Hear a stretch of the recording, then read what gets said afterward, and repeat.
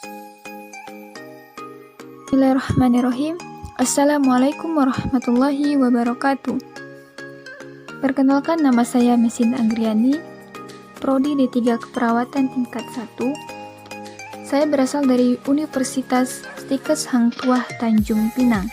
Kali ini saya akan mempresentasikan tentang sistem-sistem yang terdapat pada tubuh manusia. Yang pertama, sistem kardiovaskuler. Yang kedua, sistem perkemihan. Yang ketiga, sistem muskuloskeletal. Yang keempat, sistem persarafan. Yang kelima, sistem pencernaan. Yang keenam, sistem pernapasan. Dan yang ketujuh, sistem reproduksi. Dengan tugas dari mata kuliah Ilmu Biomedik Dasar 2 yang diampu oleh Ibu Meli Nirnasari, Eskap, NSM Biomed, dan Ibu Mawar Eka Putri, Eskap, NSM Keperawatan. Yang pertama yaitu sistem kardiovaskuler, atau disebut juga sebagai sistem peredaran darah pada tubuh manusia, yang terdiri dari jantung dan pembuluh darah, di mana jantung berfungsi mengedarkan darah ke seluruh tubuh dengan jantung sebagai pompanya hingga darah mengalir dalam pembuluh darah. Pembuluh darah yang menuju ke organ kita sebagai arteri yang bercabang-cabang. Darah akan dipompa secara konstan ke seluruh pembuluh darah sehingga dapat mencapai sel tubuh dan terjadi pertukaran material. Nah, contohnya darah tersebut membawa sel darah merah atau hemoglobin, di mana sel darah merah tersebut mengikat O2, di mana hemoglobin itu dibawa oleh jantung dan jantung memompa darah ke seluruh tubuh supaya mencapai sel. Jadi, di mana O2 tersebut akan dibutuhkan oleh sel. Selanjutnya yaitu anatomi jantung. Jantung terbagi oleh sebuah septum menjadi dua belahan, yaitu kanan dan kiri. Setiap belahan terdiri dari dua ruang, yaitu bagian atas biasa disebut dengan superior, yaitu atrium, dan bagian bawah biasa disebut dengan inferior, yaitu ventrikel. Jadi, ada 4 ruang di dalam jantung, terlihat pada gambar, yaitu atrium kiri dan ventrikel kiri, serta atrium kanan dan ventrikel kanan, di mana bagian-bagian tersebut memiliki fungsi masing-masing. Atrium kanan atau bilik kanan berfungsi menerima darah dari vena cava inferior dan vena cava superior. Atrium kiri atau bilik kiri berfungsi menerima darah dari paru-paru melalui vena pulmonalis. Nah, untuk karakteristiknya, atrium kiri lebih besar dan merupakan ruangan jantung yang paling tebal. Selanjutnya yaitu ventrikel kiri atau serambi kiri berfungsi menerima darah dari atrium kiri dan kemudian memompa darah dari aorta. Kemudian, ventrikel kanan atau serambi kanan berfungsi menerima darah dari atrium kanan dan memompa darah tersebut ke truncus pulmonalis yang mengarah ke paru-paru. Selanjutnya yaitu bagian-bagian jantung. Setiap bagian di dalam jantung mempunyai fungsinya masing-masing, terlihat pada gambar. Yang pertama yaitu aorta. Aorta merupakan pembuluh nadi atau arteri terbesar dalam tubuh. Letak pembuluh ini berada pada bagian atas jantung. Aorta berfungsi untuk membawa darah yang kaya oksigen dan ventrikel kiri ke seluruh tubuh. Kemudian ventrikel kanan yang berfungsi untuk menerima darah dari atrium kanan dan membawanya ke paru-paru. Kemudian yaitu ventrikel kiri yang berfungsi untuk menerima darah dari atrium kiri dan membawanya ke seluruh tubuh. Kemudian bilik kanan. Bilik kanan ini berfungsi untuk memompa darah yang kaya akan karbon dioksida ke paru-paru. Kemudian bilik kiri. Bilik kiri berfungsi untuk memompa darah yang kaya oksigen ke seluruh tubuh. Selanjutnya itu katup jantung. Katup jantung ini pada prosesnya mengalirnya darah dari satu bagian ke bagian yang lain. Ada katup-katup yang mampu membuka dan menutup. Semua katup tersebut bertugas menjaga darah mengalir ke arah yang benar. Terdapat 4 katup pada jantung, yaitu yang pertama yaitu katup mitral. Katup mitral ini berada di antara serambi kiri dan bilik kiri. Katup mitral normalnya mempunyai 2 daun, maka disebut juga katup bikuspid. Yang kedua yaitu katup aorta, berada di antara bilik kiri dan aorta atau batang nadi. Yang ketiga yaitu katup tricuspid, berada di antara serambi kanan dan bilik kiri dan mempunyai 3 daun katup. Yang keempat yaitu katup pulmonalis, berada di antara bilik kanan dan arteri pulmonalis. Yang selanjutnya yaitu vena cava superior. Vena cava superior berfungsi membawa kembali darah yang mengandung banyak karbon dioksida dari seluruh tubuh ke bagian atas jantung. Bagian selanjutnya itu vena cava pulmonalis. Vena cava pulmonalis berfungsi membawa darah yang kaya oksigen ke jantung untuk diedarkan ke seluruh tubuh.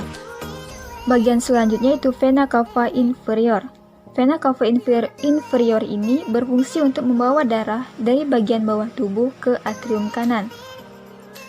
Nah, mengenai bagian-bagian jantung, tidak lepas dari sistem koronariat, yang tersusun dari pembuluh-pembuluh darah.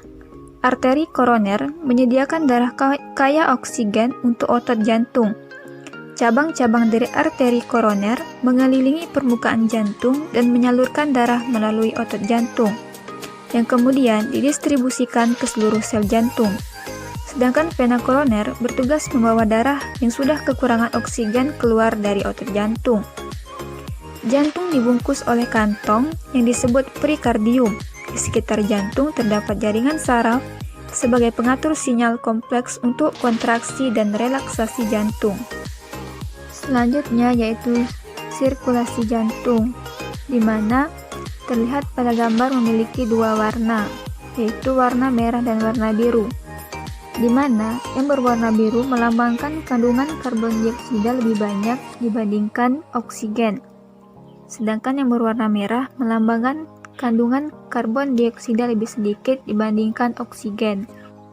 Nah, pada sirkulasi jantung ini memiliki 3 sirkulasi. Yang pertama yaitu sirkulasi sistemik, yang kedua yaitu sirkulasi pulmonal, dan yang ketiga yaitu sirkulasi koroner.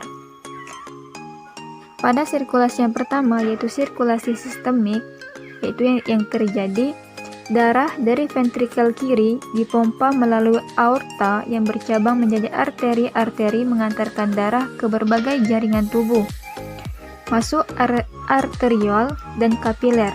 Kemudian kembali ke atrium kanan melalui vena cava superior dan inferior. Yang kedua yaitu sirkulasi pulmonal, yang terjadi darah dari ventrikel kanan dipompa ke paru-paru melalui arteri pulmonalis. Arteri pulmonalis ini bentuknya bercabang 2 kanan dan kiri. Darah masuk ke arteri kanan dan kiri. Kemudian dalam paru-paru, setiap arteri membelah menjadi arteri yang lebih kecil. Cabang arteri terkecil adalah arteriol. Masuk ke kapiler pulmonal yang mengitari alveoli di dalam jaringan paru-paru untuk mengambil oksigen dan melepaskan karbon dioksida. Nah, dari kapiler pulmonal tadi bergabung menjadi venul dan vena. Kemudian, darah kembali ke jantung oleh 4 buah vena pulmonalis langsung menuangkan ke dalam atrium kiri. Nah, untuk sirkulasi yang ketiga yaitu sirkulasi koroner, terjadinya otot jantung mendapatkan suplai oksigen dan zat gizi melalui arteri koronaria kiri dan kanan, yang merupakan cabang langsung dari aorta, tepat di atas katup semilunaris. Kemudian, arteri koronaria kiri bercabang menjadi arteri anterior, ventricularis, dan arteri circumflexa. Kemudian, arteri koronaria kanan bercabang menjadi arteri posterior, ventricularis, dan arteri marginalis.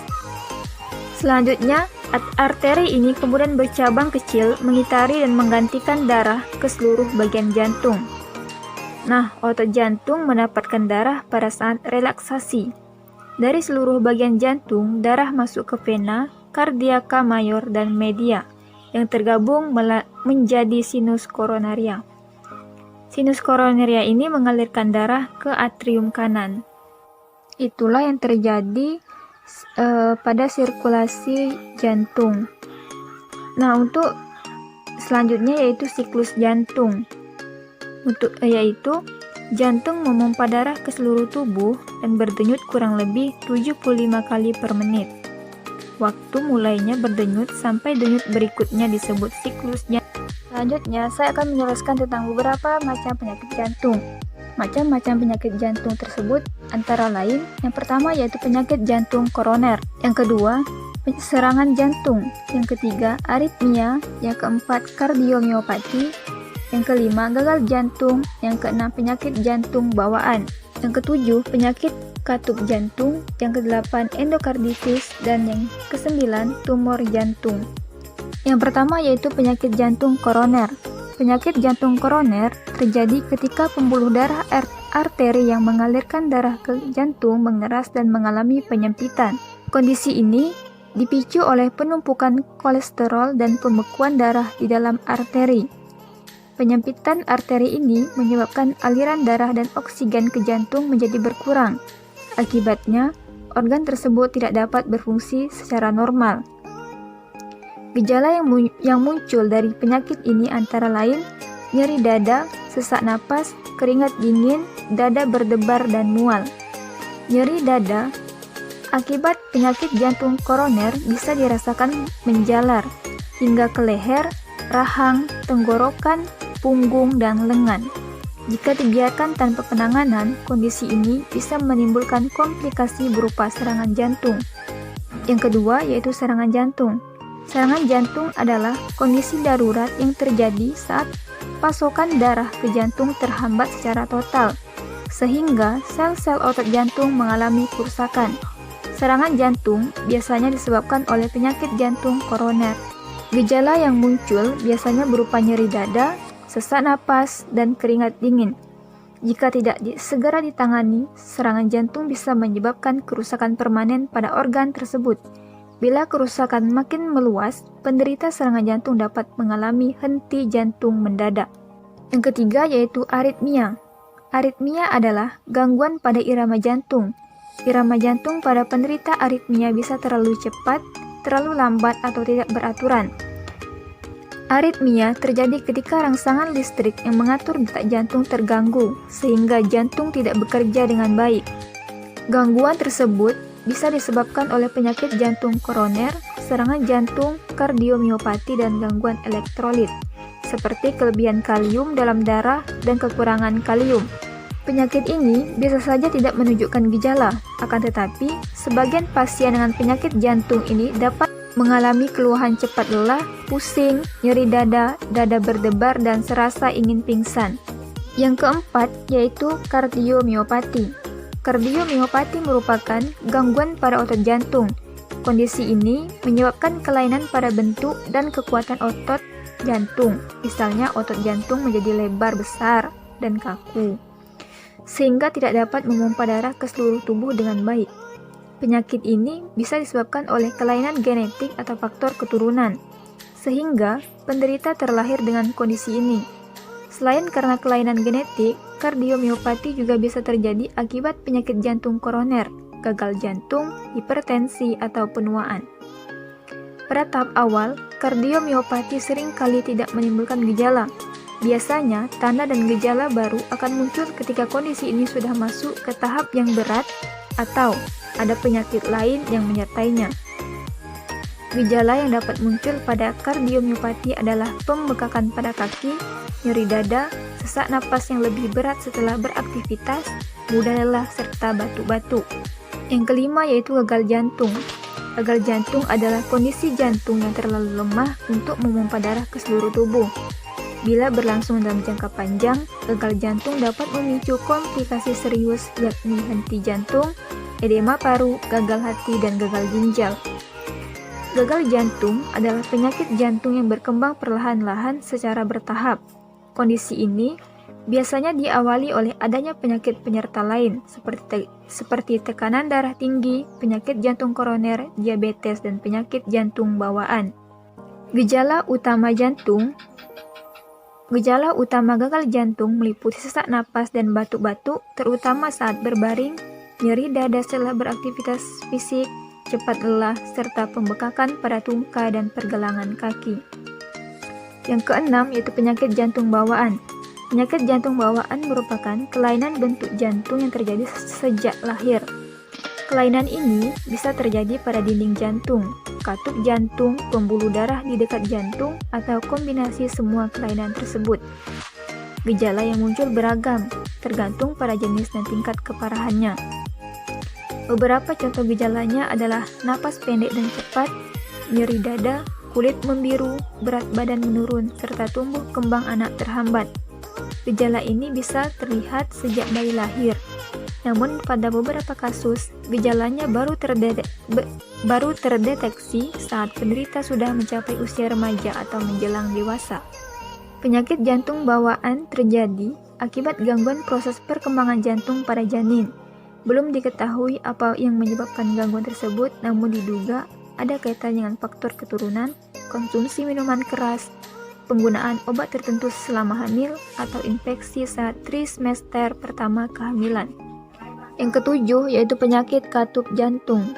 Penyakit katup jantung terjadi ketika katup jantung tidak bisa membuka atau menutup dengan sempurna, sehingga terjadi bendungan atau hambatan pada aliran darah.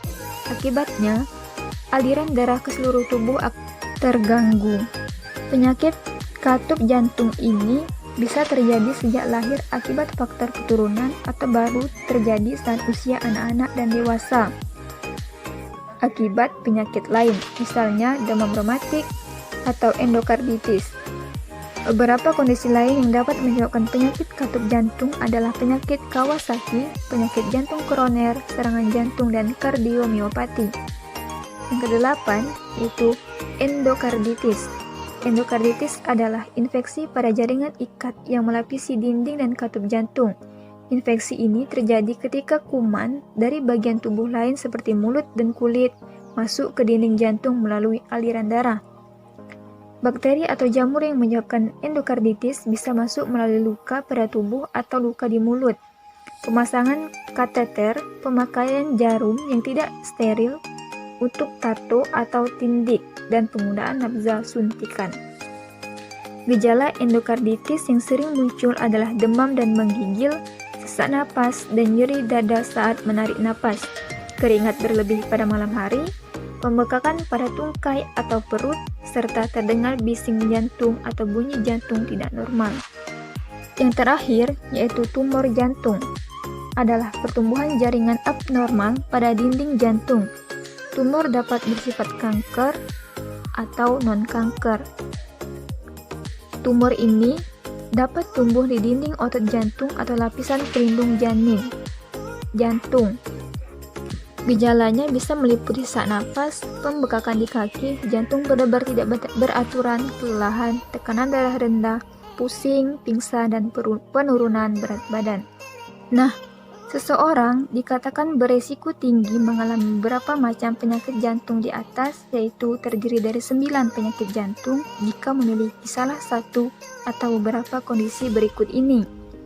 Yang pertama itu hipertensi, yang kedua itu diabetes, yang ketiga kolesterol tinggi, yang keempat riwayat penyakit jantung dalam keluarga, yang kelima berat badan berlebih atau obesitas, yang keenam gaya hidup yang tidak sehat.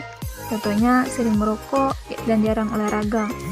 Yang selanjutnya yaitu memiliki sistem kekebalan tubuh yang lemah, misalnya infeksi HIV, menggunakan obat-obatan penekan sistem kekebalan tubuh atau menjalani pengobatan kemoterapi. Selanjutnya yaitu beberapa cara menjaga kesehatan jantung. Yang pertama, mengkonsumsi makanan yang baik untuk kesehatan jantung. Agar jantung tetap sehat, seseorang juga perlu membatasi asupan lemak jenuh, lemak trans, garam, dan gula. Demi pencegahan penyakit jantung, makan lebih banyak buah dan sayur setiap hari. Selain itu, ganti karbohidrat harian dengan jenis yang minim proses, misalkan beras merah, roti gandum utuh, dan havermut. Yang kedua yaitu lebih aktif gerak, yaitu dengan berolahraga. Yang ketiga itu hindari rokok. Yang keempat, menurunkan kolesterol tinggi. Kolesterol penting untuk menunjang kinerja tubuh, tapi jika kadarnya berlebihan, kolesterol jahat atau LDL bisa menempel di dinding arteri serta memicu terbentuknya plak biang serangan jantung. Yang kelima yaitu mengontrol tekanan darah. Tekanan darah yang ajak tinggi dapat menyebabkan penyakit jantung. Cegah tekanan darah tinggi dengan meminimalkan asupan garam paling banyak 1 sendok teh atau 5 gram per hari. Yang keenam yaitu kelola stres. Luangkan waktu untuk menjaga pikiran tetap rileks dan tenang setiap hari. Yang kedelapan yaitu tidur yang cukup. Tidur yang cukup adalah bagian penting dari cara menjaga kesehatan jantung. Penelitian membuktikan tidur kurang dari 6 hari di malam hari dapat meningkatkan risiko penyakit jantung dan stroke.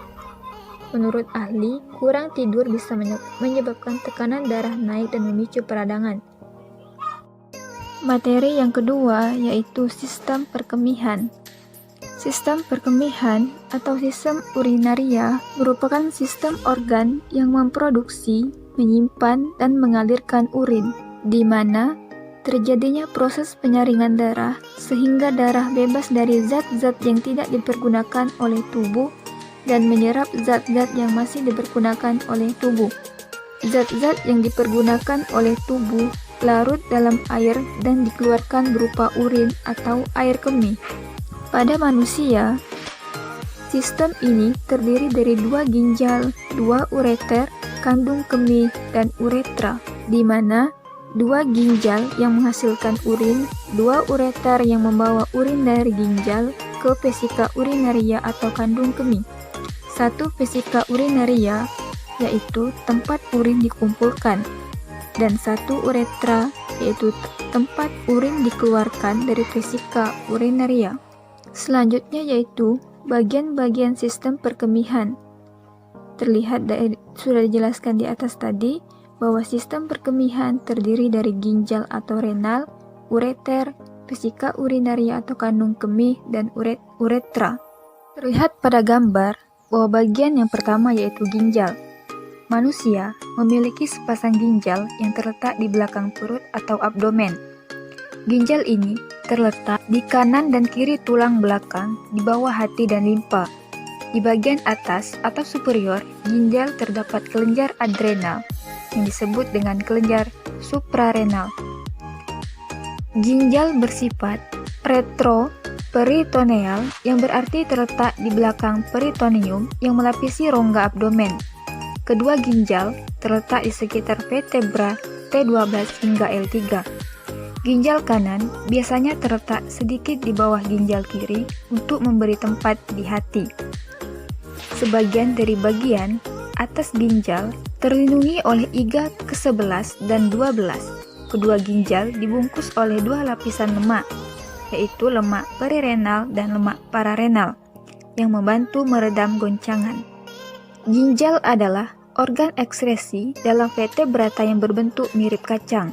Sebagian dari sistem urin, ginjal berfungsi menyaring kotoran, terutama urea, dari darah dan membuangnya bersama dengan air dalam bentuk urin. Cabang dari kedokteran yang mempelajari ginjal dan penyakitnya disebut nefrologi. Adapun fungsi-fungsi ginjal, yaitu sebagai pembentuk urin, yang kedua, mengeluarkan zat sisa organik, yang ketiga, pengatur konsentrasi ion-ion penting, yang keempat, pengatur produksi sel darah merah, yang kelima, pengatur keseimbangan asam basa, yang keenam, pengatur tekanan darah, yang ketujuh, pengeluaran zat beracun, yang kedelapan, sintesis vitamin D, dan yang terakhir, mengatur keseimbangan kalsium. Selanjutnya yaitu lapisan ginjal. Setiap ginjal terbungkus oleh selaput tipis yaitu kapsula renalis, yaitu berupa jaringan fibrus berwarna ungu tua. Lapisan ginjal terdiri dari lapisan luar yaitu lapisan korteks dan lapisan dalam yaitu medula. Bagian paling luar dari ginjal disebut korteks, bagian lebih dalam lagi disebut medula, bagian paling dalam disebut pelvis. Pada bagian medula, ginjal manusia dapat pula dilihat adanya piramida yang merupakan bukaan saluran pengumpul. Ginjal dibungkus oleh lapisan jaringan ikat longgar yang disebut kapsula. Unit fungsional dasar dari ginjal adalah nefron yang dapat berjumlah lebih dari 1 juta buah dalam satu ginjal normal manusia dewasa. Nefron berfungsi sebagai regulator air dan zat terlarut. terutama elektrolit, dalam tubuh dengan cara menyaring darah, kemudian mereabsorpsi jaringan dan molekul yang masih diperlukan tubuh. Molekul dan sisa cairan lainnya akan dibuang. Reabsorpsi dan pembuangan dilakukan menggunakan pertukaran lawan arus dan kontras. Hasil akhir yang kemudian disekresikan disebut urin. Sebuah nefron terdiri dari sebuah komponen penyaring yang disebut korpuskula atau badan Malpighi yang dilanjutkan oleh saluran-saluran atau tubulus. Setiap korpuskula mengandung gulungan kapiler darah yang disebut glomerulus yang berada dalam kapsula Bowman. Setiap glomerulus mendapat aliran darah dari arteri eferen. Dinding kapiler dari glomerulus memiliki pori-pori untuk filtrasi atau penyaringan. Darah dapat disaring melalui dinding epitelium tipis yang berpori dari glomerulus dan kapsula Bowman karena adanya tekanan dari darah yang mendorong plasma darah. Fitrat yang dihasilkan akan masuk ke dalam tubulus ginjal. Darah yang telah tersaring akan meninggalkan ginjal lewat arteri eferen. Tubulus ginjal merupakan lanjutan dari kapsula Bowman. Bagian yang mengalirkan filtrat glomerular dari kapsula Bowman disebut tubulus konvolasi proksimal. Bagian selanjutnya adalah lengkung Henle yang bermuara pada tubulus konvolasi distal. Lengkung Henle diberi nama berdasar penemunya yaitu Friedrich Gottfried Jakob Henle di awal tahun 1860-an. Lengkung Henle menjaga gradien osmotik dalam pertukaran lawan arus yang dipergunakan untuk filtrasi. Sel yang melapisi tubulus memiliki banyak mitokondria yang menghasilkan ATP dan memungkinkan terjadinya transport aktif untuk menyerap kembali glukosa, asam amino, dan berbagai ion mineral sebagai besar. Air dalam fitrat masuk ke dalam tubulus konvolasi dan tubulus kolektivus melalui osmosis. Cairan mengalir dalam tubulus konvolasi distal ke dalam cairan pengumpul yang terdiri dari tubulus penghubung, tubulus kolektivus kortikal, dan tubulus kolektivus medularis. Tempat lekung Henle ini sendiri bersinggungan dengan arteri eferen disebut aparatus juxtaglomerular yang mengandung macula densa dan sel juxtaglomerular. Sel ini adalah tempat terjadinya sintesis dan sekresi. Cairan menjadi makin kental di sepanjang tubulus dan saluran untuk membentuk urin yang kemudian dibawa kandung kemih melewati ureter. Itulah penjelasan mengenai lapisan ginjal yang terdiri dari lapisan dalam dan lapisan luar. Selanjutnya yaitu hormon yang diproduksi oleh ginjal. Yang pertama yaitu renin, adalah hormon yang terkait dengan tekanan darah. Yang kedua yaitu hormon eritropoietin, yaitu hormon yang membantu pembuatan sel darah merah. Penderita gagal ginjal biasanya kekurangan sel darah merah atau anemia yang menyebabkan keletihan serta dapat merusak hati, sehingga penderita biasanya membutuhkan injeksi eritropoietin. Yang terakhir yaitu hormon carcitriol, yaitu hormon yang membantu tubuh menyerap kalsium pada makanan. Itulah bagian pertama pada sistem perkemihan, yaitu ginjal. Bagian kedua yaitu ureter. Ureter adalah tabung atau saluran yang menghubungkan ginjal dengan kandung kemih. Ureter merupakan lanjutan pelvis renis menuju distal dan bermuara pada vesika urinaria. Panjangnya 25 sampai dengan 30 cm. Persarafan ureter oleh plexus hypogastricus inferior T11 sampai dengan L2 melalui neuron simpatis. Kemudian yaitu lapisan pada ureter. Lapisan dinding ureter terdiri dari yang pertama, dinding luar jaringan ikat atau jaringan fibrosa. Yang kedua, lapisan tengah otot polos. Dan yang terakhir, lapisan sebelah dalam lapisan mukosa. Lapisan dinding ureter menimbulkan gerakan-gerakan peristaltik tiap 5 menit sekali yang akan mendorong air kemih masuk ke dalam kandung kemih atau vesika urinaria. Gerakan peristaltik mendorong urin melalui ureter yang disekresikan oleh ginjal dan disemprotkan dalam bentuk pancaran melalui osteum uretralis masuk ke dalam kandung kemih. Bagian yang ketiga yaitu vesika urinaria, yang biasa disebut juga bladder atau kandung kemih. Vesika urinaria ini merupakan kantung berongga yang dapat direnggangkan serta volumenya dapat disesuaikan dengan mengubah status kontraktif otot polos di dindingnya. Secara berkala, urin dikosongkan dari kandung kemih keluar tubuh melalui ureter. Organ ini mempunyai fungsi sebagai reservoir urin dengan ukuran 20 sampai dengan 400 cc. Pembagian dari vesika urinaria ini terbagi menjadi tiga, yaitu apex, corpus, dan fundus. Fungsi dari vesika urinaria ini sendiri, yang pertama yaitu sebagai tempat penyimpanan urin, yang kedua mendorong urin keluar dari tubuh. Yang terakhir yaitu bagian yang terakhir ini yaitu uretra. Uretra merupakan saluran sempit yang berpangkal pada kandung kemih, yang berfungsi menyalurkan air kemih keluar. Dalam anatomi, uretra adalah saluran yang menghubungkan kandung kemih ke lingkungan luar tubuh. Uretra berfungsi sebagai saluran pembuang baik pada sistem kemih atau ekskresi dan sistem seksual. Pada pria, berfungsi juga dalam sistem reproduksi sebagai saluran pengeluaran air mani. Nah, uretra ini terjadi pada wanita juga pria. Uretra pada wanita, panjang uretra sekitar 2,5 sampai dengan 4 cm dan terletak di antara klitoris dan pembukaan vagina. Pria memiliki uretra yang lebih panjang dari wanita, artinya wanita lebih berisiko terkena infeksi kantung kemih atau sistitis dan infeksi saluran kemih. Kemudian, uretra pada pria. Pada pria, panjang uretra sekitar 20 cm dan berakhir pada akhir penis. Uretra pada pria dibagi menjadi 4 bagian, dinamakan seksual dengan letaknya.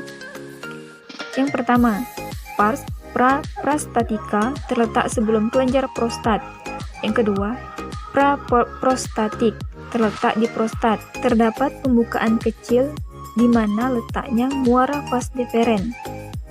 Yang ketiga, pars membranosa sekitar 1,5 cm dan di lateral terdapat kelenjar bulbouretralis. Yang terakhir yaitu pars spongiosa atau cavernosa. Ukurannya sekitar 15 cm dan melintas di corpus spongiosum penis. Bahasan selanjutnya yaitu urin atau air kemih. Mikturisi atau berkemih merupakan refleks yang dapat dikendalikan dan dapat ditahan oleh pusat persarapan yang lebih tinggi dari manusia. Gerakannya oleh kontraksi otot abdominal yang menambah tekanan di dalam rongga dan berbagai organ yang menekan kandung kemih membantu mengosongkannya. Rata-rata dalam satu hari 1 sampai dengan 2 liter, tetapi berbeda sesuai dengan jumlah cairan yang masuk. Warna kandung kemih ini sendiri berwarna bening oranye, puncak tanpa endapan, baunya tajam, reaksinya sedikit asam terhadap lakmus dengan pH rata-rata 6. Selanjutnya itu sifat-sifat air kemih. Sifat-sifat air kemih sendiri memiliki jumlah ekskresi dalam 24 jam lebih kurang 1500 cc tergantung dari masuknya atau intake cairan serta faktor lainnya. Sifat yang pertama yaitu warna bening muda dan bila dibiarkan akan menjadi keruh.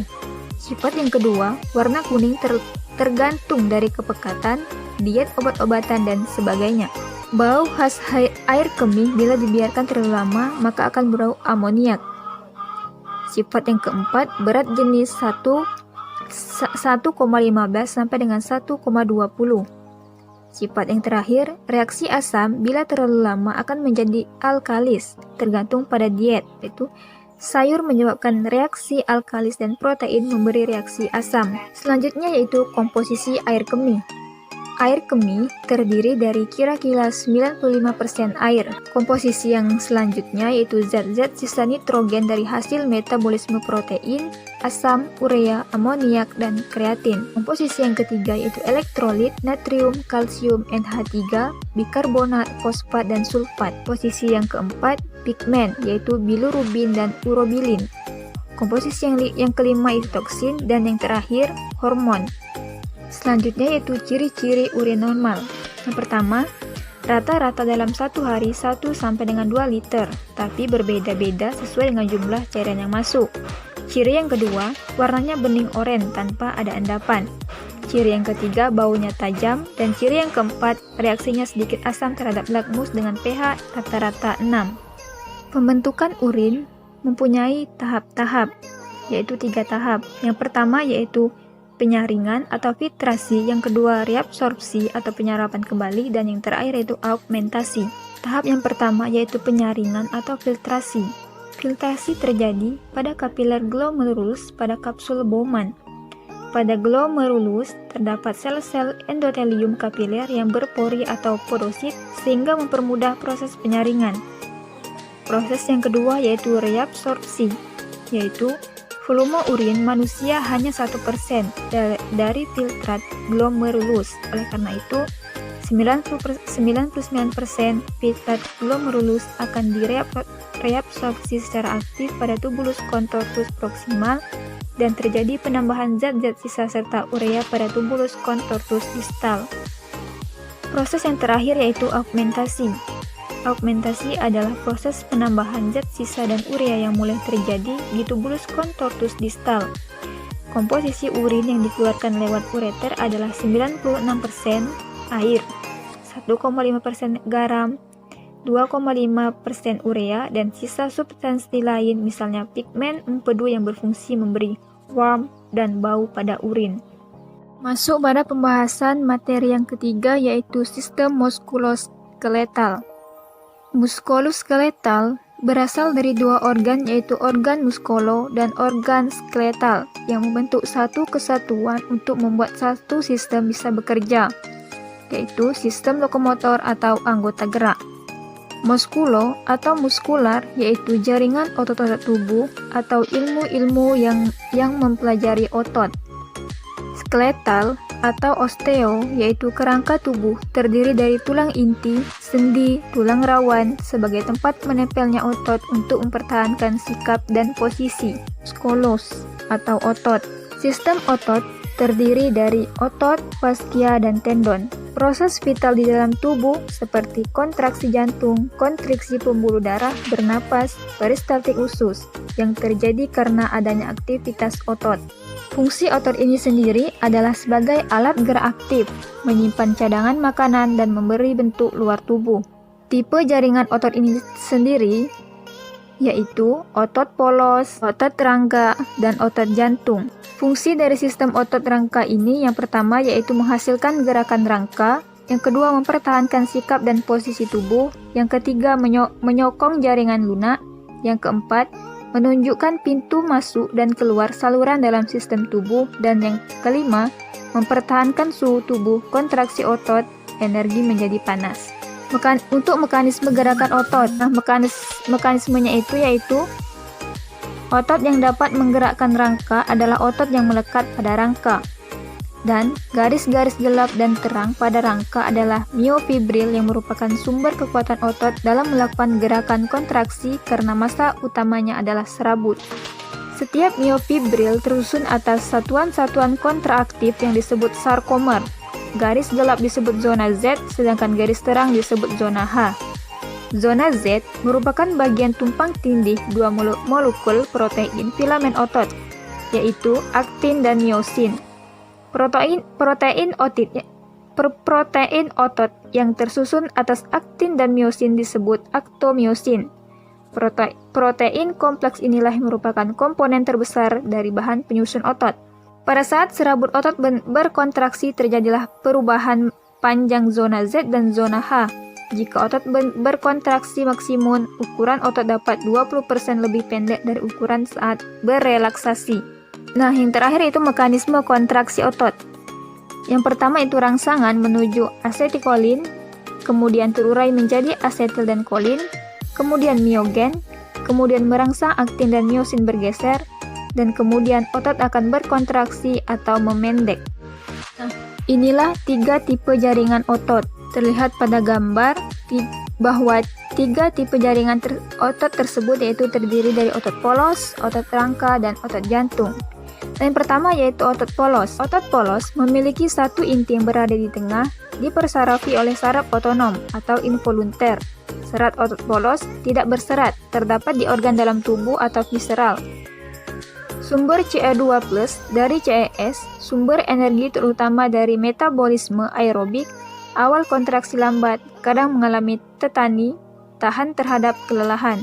Yang kedua yaitu otot rangka atau otot serat lintang. Otot ini memiliki banyak inti, dipersarafi oleh saraf motorik, somatik atau volunter, melekat pada tulang. Sumber Ca2+ dari retikulum, sarkoplasma atau RS, sumber energi dari metabolisme aerobik dan anaerobik, awal kontraksi cepat dan mengalami tetani dan cepat lelah. Otot yang terakhir yaitu otot jantung.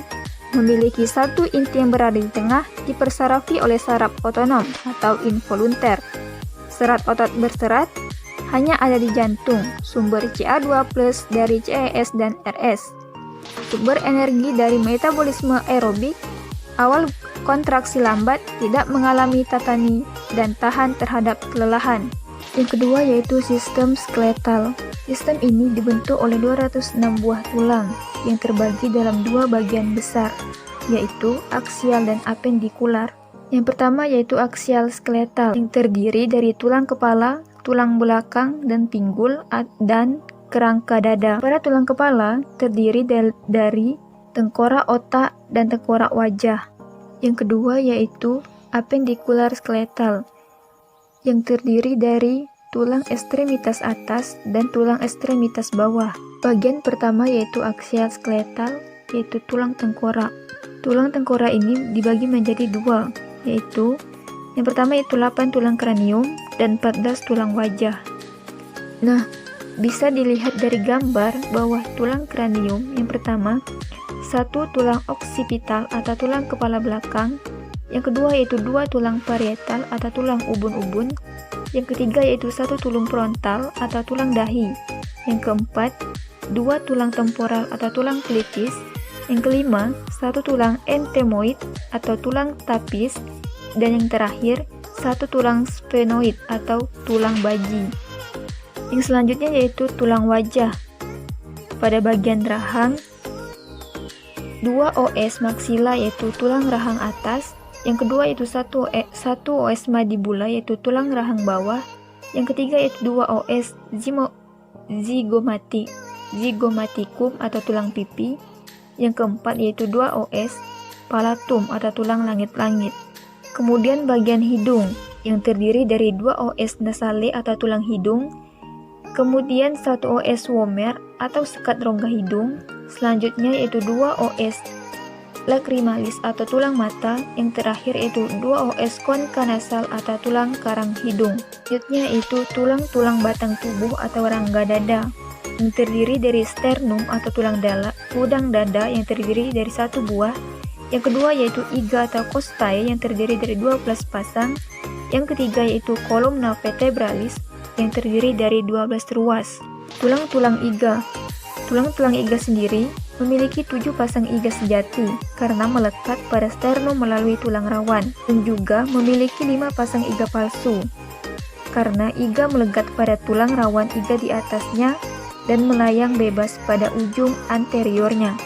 Untuk vertebranya terdiri dari 7 vertebra cervicalis, 12 vertebra thoracalis, kemudian 5 vertebra lumbalis, selanjutnya 5 vertebra sacralis, dan yang terakhir 4 vertebra coxigis. Bagian kedua pada tulang yaitu apendikular skeletal, yang terdiri dari tulang ekstremitas atas dan bawah.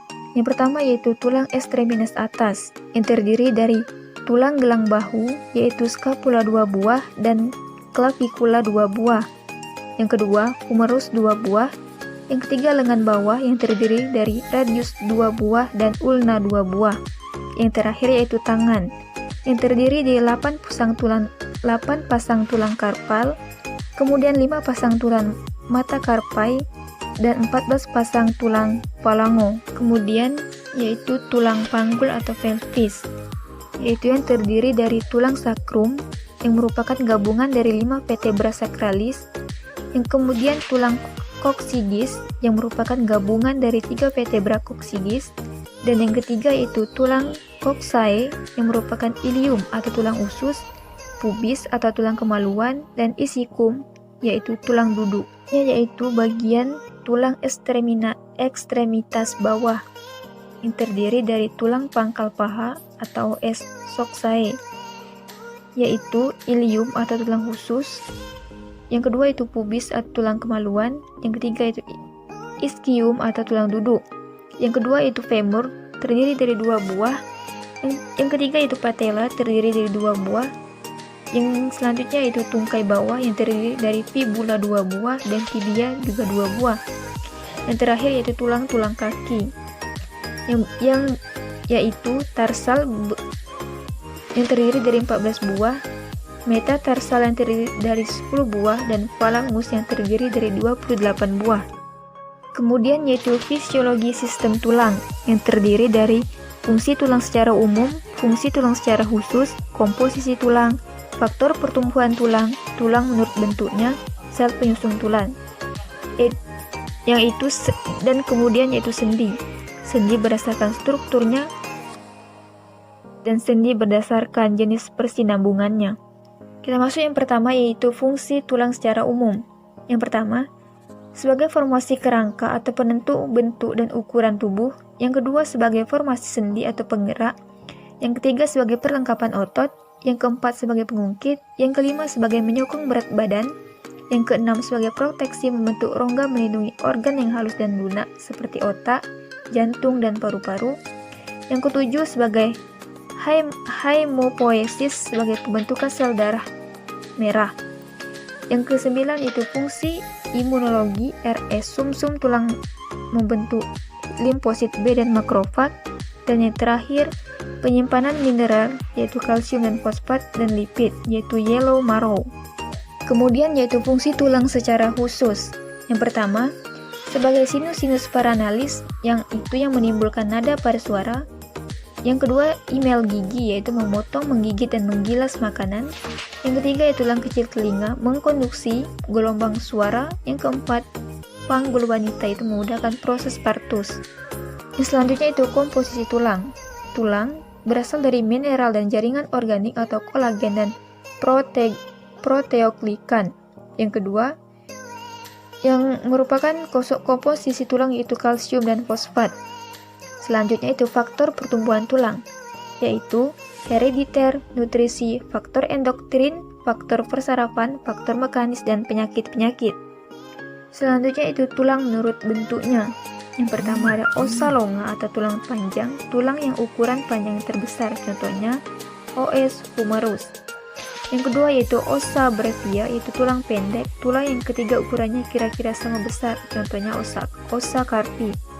Yang ketiga yaitu ossa plana, yaitu tulang gepeng atau pipi, yaitu tulang yang ukurannya lebarnya terbesar, contohnya os variable. Kemudian yaitu ossa irregular, yaitu tulang tak beraturan, contohnya os sphenoidal. Yang terakhir yaitu ossa pneumatica, yaitu tulang berongga udara, contohnya os maxilla. Yang kemudian yaitu sel penyusun tulang yang terdiri dari osteoblast, yaitu pembentuk tulang yang menghasilkan jaringan osteoid dan mengekskresikan fosfates dalam pengendapan kalsium dan fosfat ke dalam matriks tulang. Yang kedua, osteosit, yaitu sel-sel tulang dewasa yang bertindak sebagai lintasan untuk pertukaran kimiawi melalui tulang yang padat. Yang terakhir yaitu osteoklas, yaitu penghancuran tulang, sel-sel yang dapat mengabsorpsi mineral dan matriks tulang.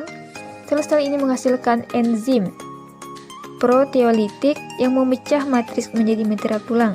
Tulang kalsium fosfat terlepas ke dalam darah. Selanjutnya itu kita masuk ke sendi, yang merupakan persambungan atau antrikulasio, yaitu pertemuan antara dua atau lebih dari tulang rangka. Yang kedua itu artrologi, ilmu yang mempelajari persendian. Sendi berdasarkan strukturnya, yaitu terdiri dari fibrosa, yaitu hubungan antar sendi oleh jaringan fibrosa. Yang kedua itu kartilago atau tulang rawan, yaitu ruang antar sendinya berikatan dengan tulang rawan. Yang ketiga itu sinovial, yaitu ada ruang sendi dan ligamen untuk mempertahankan persendian. Yang selanjutnya sendi berdasarkan jenis persinambungannya.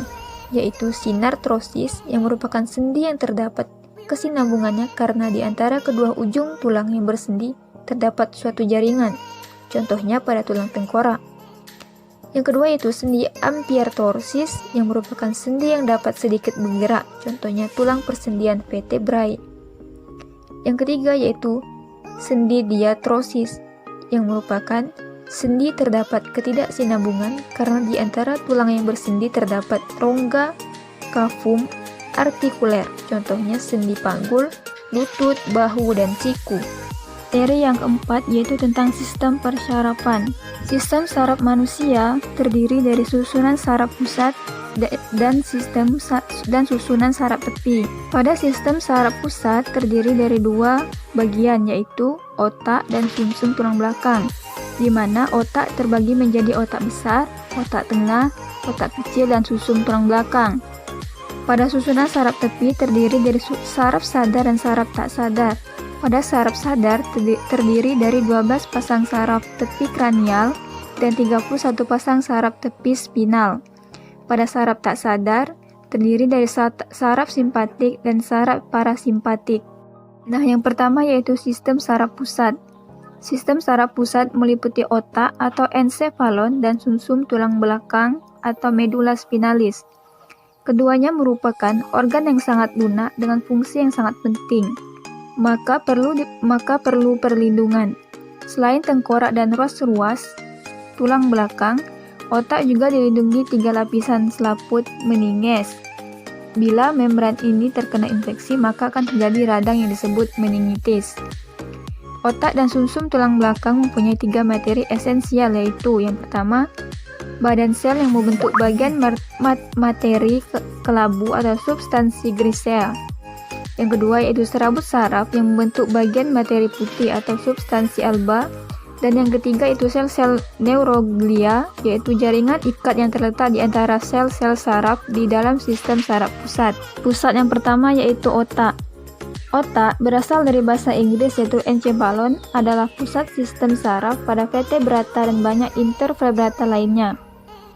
Otak mengatur dan mengkoordinir sebagian besar gerakan, perilaku, dan fungsi tubuh homeostatis seperti detak jantung, tekanan darah, keseimbangan cairan tubuh, dan suhu tubuh.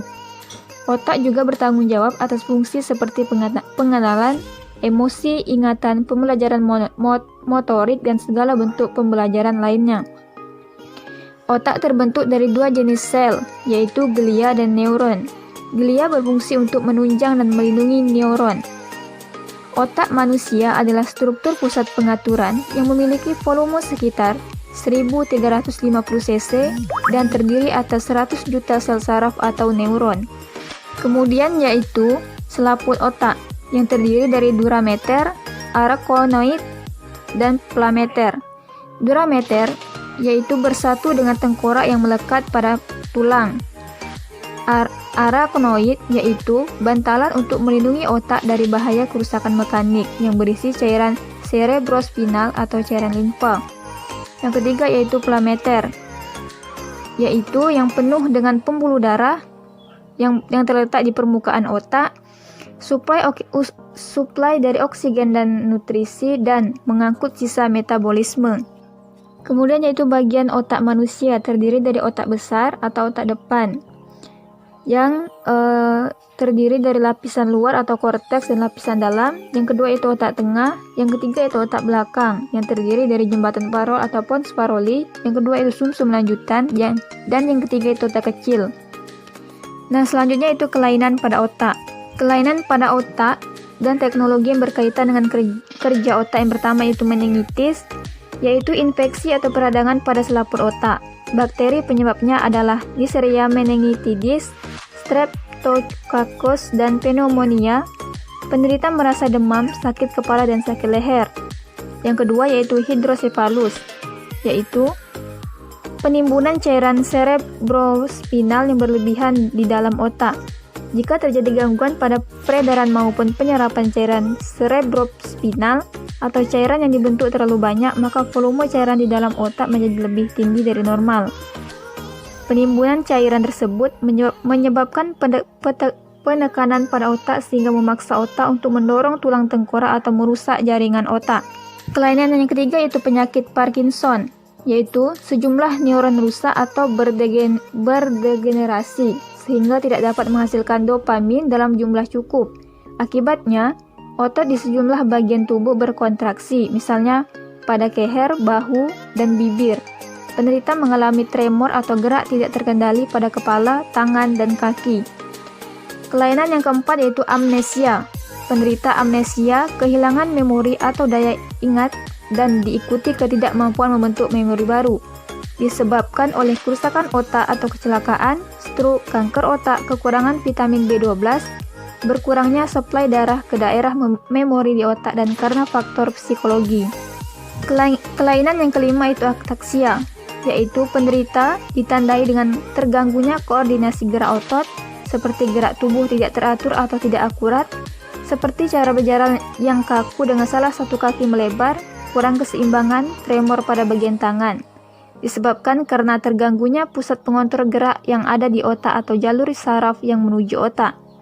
Yang keenam yaitu encephalitis, yaitu kelainan peradangan pada jaringan otak yang biasanya disebabkan oleh infeksi virus.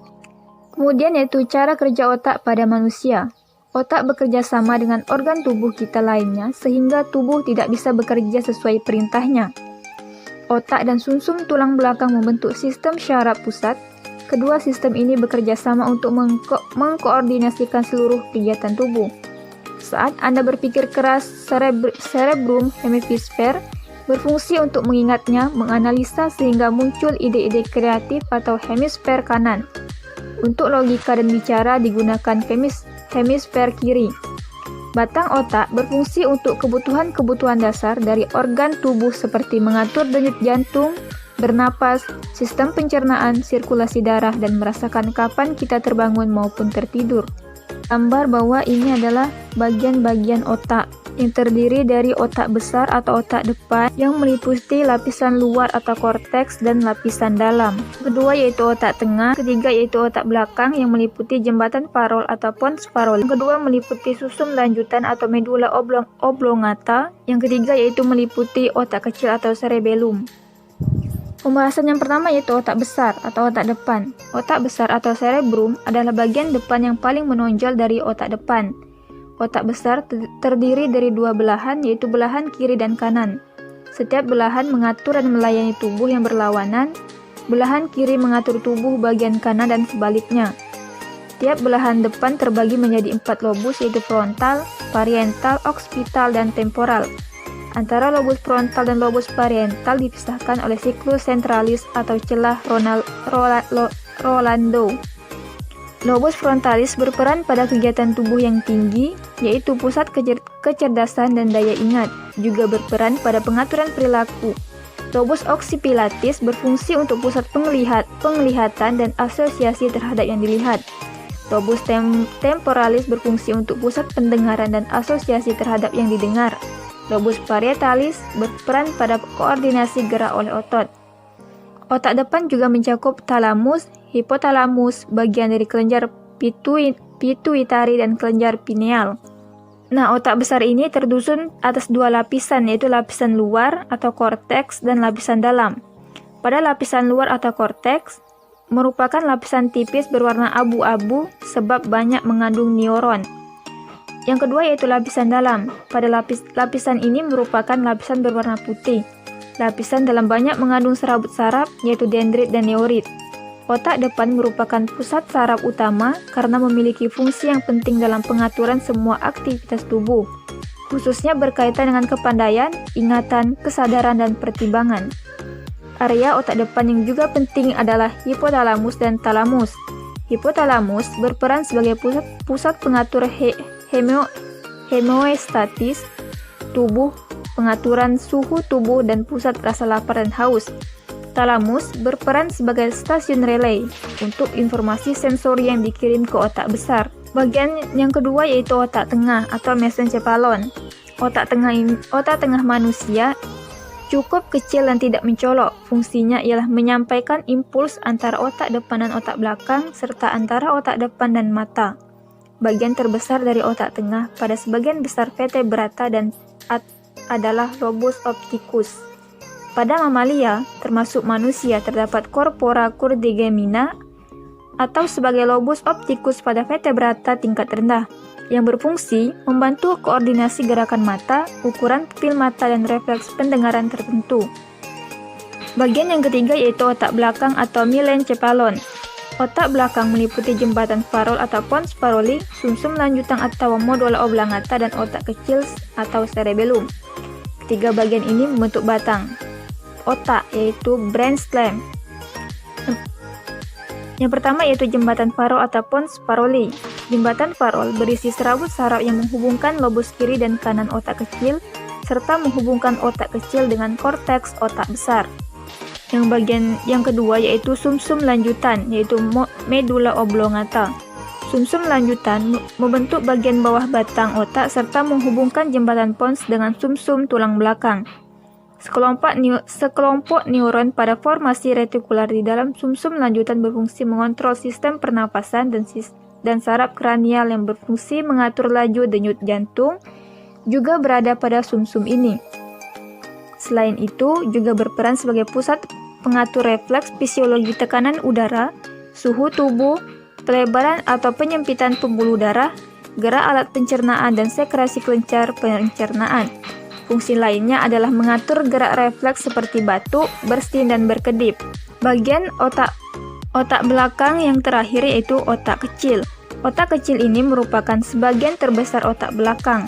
Otak kecil ini terletak di bawah lobus occipital cerebrum. Otak kecil terdiri atas dua belahan dan permukaan berlekuk-lekuk. Fungsi dari otak kecil ini sendiri adalah untuk mengatur sikap atau posisi tubuh, keseimbangan, dan koordinasi gerakan otot yang terjadi secara sadar. Jika terjadi cedera pada otak kecil, dapat mengakibatkan gangguan pada sikap dan koordinasi gerak otot. Gerakan menjadi tidak terkoordinasi, misalnya yang tersebut tidak mampu memasukkan makanan ke dalam mulutnya. Bagian sistem saraf yang kedua yaitu sumsum tulang belakang. Terlihat pada gambar bahwa gambar tersebut adalah gambar sumsum tulang belakang, di mana sumsum tulang belakang adalah saraf yang tipis yang merupakan perpanjangan dari sistem saraf pusat dari otak dan melengkungi serta dilindungi oleh tulang belakang.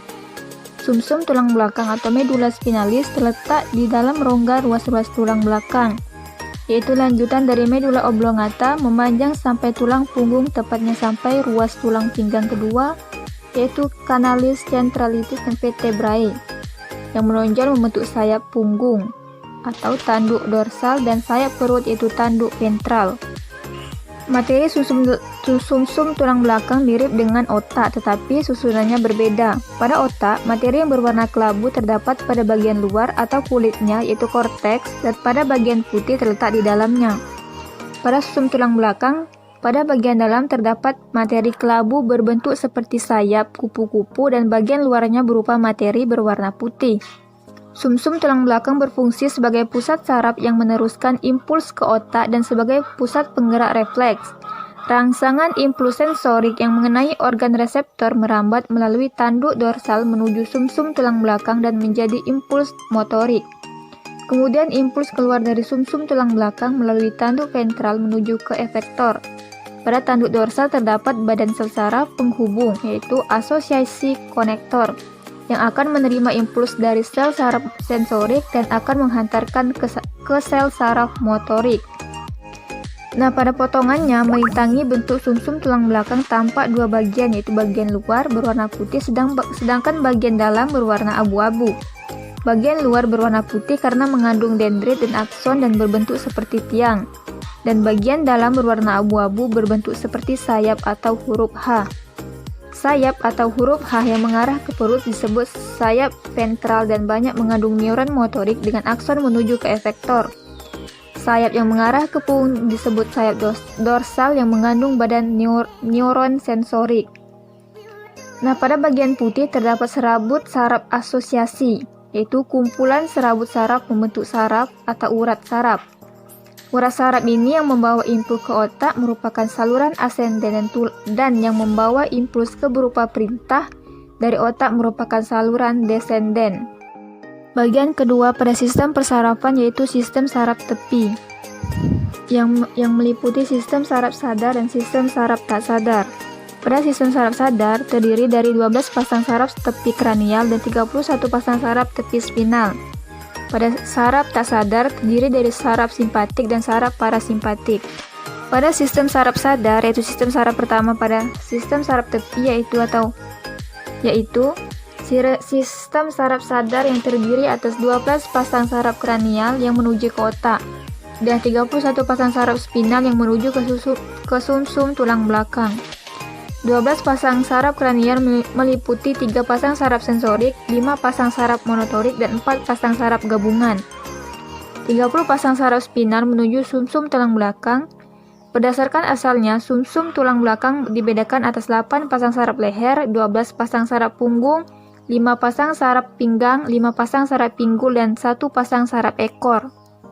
Nah, 12 pasang saraf kranial yaitu terdiri dari yang pertama, olfaktoris atau pembau, yang kedua optikus atau penglihatan, yang ketiga itu okulomotor atau gerakan bola mata, yang keempat itu troklear yaitu gerakan bola mata, yang kelima itu trigeminal yaitu otot kepala, wajah, otot rahang, yang keenam itu abdusense yaitu gerakan bola mata, yang ketujuh yaitu facial atau gerakan otot wajah, yang kedelapan yaitu auditori yaitu pendengaran, yang kesembilan yaitu glossopharyngeal yaitu gerakan lidah dan faring, yang kesembilan yaitu vagus atau gerakan organ dalam X jantung, yang ke-10 maksudnya, dan yang 11 yaitu spinal aksesori atau gerakan organ dalam X jantung dan lain-lain.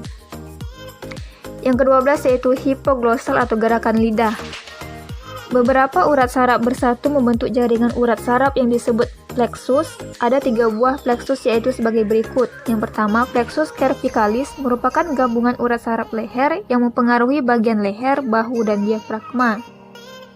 Yang kedua yaitu plexus brachialis yaitu mempengaruhi bagian tangan. Yang ketiga itu plexus jumbosacralis yang mempengaruhi bagian pinggul dan kaki. Saraf otak ini dikhususkan untuk daerah kepala dan leher, kecuali nervus vagus yang melewati leher ke bawah sampai daerah toraks dan rongga perut. Nervus vagus membentuk bagian saraf nerv otonom. Oleh karena daerah jangkauannya sangat luas, maka nervus vagus disebut saraf pengembara dan sekaligus merupakan saraf otak yang paling penting. Sistem saraf somatik meliputi semua unsur dan jaringan saraf yang dapat disadari, diatur, dan dirasakan oleh seseorang. Sistem saraf tepi yang kedua yaitu sistem saraf otonom atau tidak sadar. Sistem saraf otonom disusun oleh serabut saraf yang berasal dari otak maupun dari sumsum tulang belakang dan menuju organ yang bersangkutan. Dalam sistem ini terdapat beberapa jalur dan masing-masing jalur membentuk sinapsis yang kompleks dan juga membentuk ganglion. Urat saraf yang terdapat pada pangkal ganglion disebut urat saraf praganglion dan yang berada pada ujung ganglion disebut urat saraf postganglion. Sistem saraf otonom pada dasarnya melaksanakan kegiatan secara independen dan tidak langsung dikendalikan oleh kesadaran. Sistem saraf otonom terutama mengendalikan berbagai fungsi organ visceral yang sangat penting untuk mempertahankan kehidupan, antara lain fungsi jantung dalam mengatur volume curah jantung, fungsi pembuluh darah dalam mengatur aliran darah ke berbagai organ, dan fungsi pencernaan. Nah, pada sistem saraf otonom ini, atau sistem saraf tak sadar, terdiri dari saraf simpatik dan saraf parasimpatik.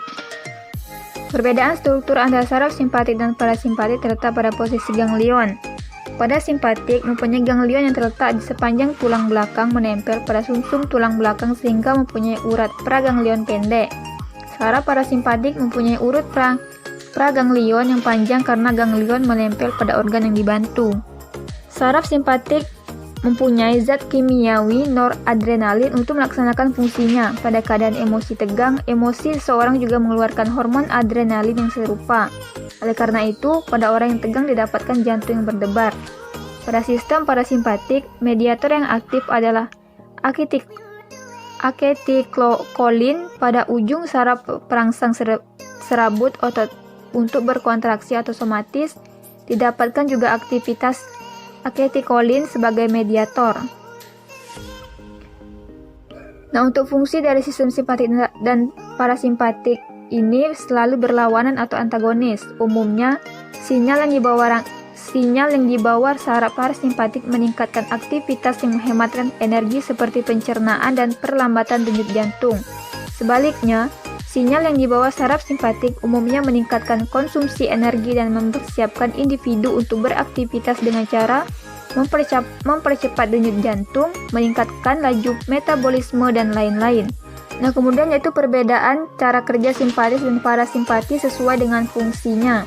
Terlihat juga pada gambar bahwa parasimpatis yang fungsinya itu mengecilkan pupil, menstimulasi aliran ludah, memperlambat denyut jantung, memperbesarkan bronkus, menstimulasi sekresi kelenjar pencernaan, dan mengerutkan kantung kemih. Sedangkan simpatis berlawanan dengan parasimpatis, yaitu memperbesar pupil, menghambat aliran ludah, mempercepat denyut jantung, mengecilkan bronkus, menghambatkan sekresi kelenjar pencernaan, dan menghambat kontraksi kandung kemih. Itulah perbedaan cara kerja antara saraf simpatis dan parasimpatis. Materi yang kelima yaitu sistem pencernaan. Sistem pencernaan merupakan sistem yang menerima makanan dari luar dan mempersiapkan untuk diserap oleh tubuh atau proses pencernaan yang terbentuk mulai dari mulut sampai anus.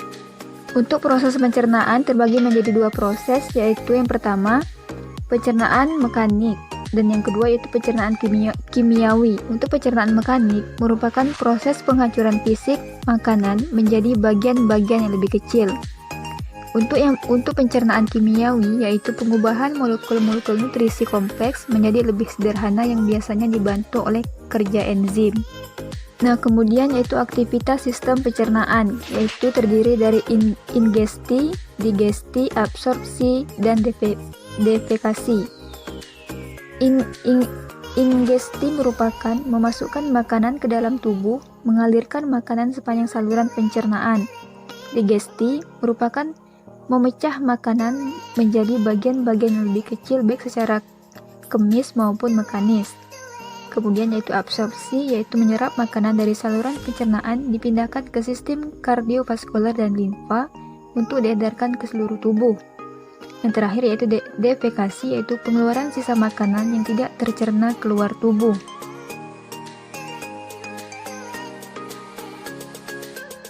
Kemudian yaitu bagian-bagian yang terdapat pada organ manusia yang terdapat pada sistem pencernaan. Yang pertama yaitu mulut, yang kedua yaitu gigi, yang ketiga yaitu lidah, yang keempat yaitu kelenjar saliva, yang kelima yaitu faring, dan yang keenam yaitu esofagus. Sudah terlihat pada gambar bahwa terdapat bagian-bagian yang merupakan sistem pencernaan, terdiri dari yang sudah disebutkan tadi. Yang pertama itu mulut. Mulut yaitu yang berfungsi untuk mengunyah atau mastikasi, yang pemecahan partikel besar menjadi kecil. Yang kedua yaitu gigi. Gigi terbagi menjadi dua, yaitu gigi taring dan gigi geraham. Gigi taring ini berfungsi untuk kaninus untuk mengoyak. Gigi geraham yaitu 4 geraham premolar dan molar untuk menghaluskan. Lapisannya terdiri dari emel atau enamel dan tin pulpa yang terdapat pada aliran darah dan saraf. Bagian yang ketiga yaitu lidah, yang berfungsi sebagai alat penolong dalam mengunyah dan menghisap. Yang kedua itu mengandung organ pengecap dan perasa. Kemudian lidah terbagi atas radix, dorsum, apex atau ujung dorsum bagian belakang. Kemudian otot-otot lidah yaitu otot rangka. Untuk membran mukosa lidah yaitu terdiri dari 3. Yang pertama itu permukaan inferior lidah, yang kedua itu dorsum linguae, yang ketiga itu papillae piliformis, papillae pungiformis, papillae palata, dan papillae foliata. Kemudian yaitu bagian yang selanjutnya kelenjar saliva yang berfungsi sebagai sekresi mukus ke dalam mulut. Fungsinya untuk membasahi dan melumas partikel makanan sebelum ditelan. Disekresi 3 kelenjar eksorin yaitu parotis, submandibularis, dan sublingualis. Untuk kandungan saliva ini terdiri dari musin, yaitu bahan organik jika bercampur air akan membentuk larutan kental atau viskois. Yang kandungan yang kedua itu mukus, yang ketiga itu anorganik yang terdiri dari natrium, kalsium, dan bikarbonat. yang kemudian terdiri dari 1500 cc saliva per hari. Yang terakhir yaitu terdiri dari 99,5% air, 0,5 protein, dan elektrolit.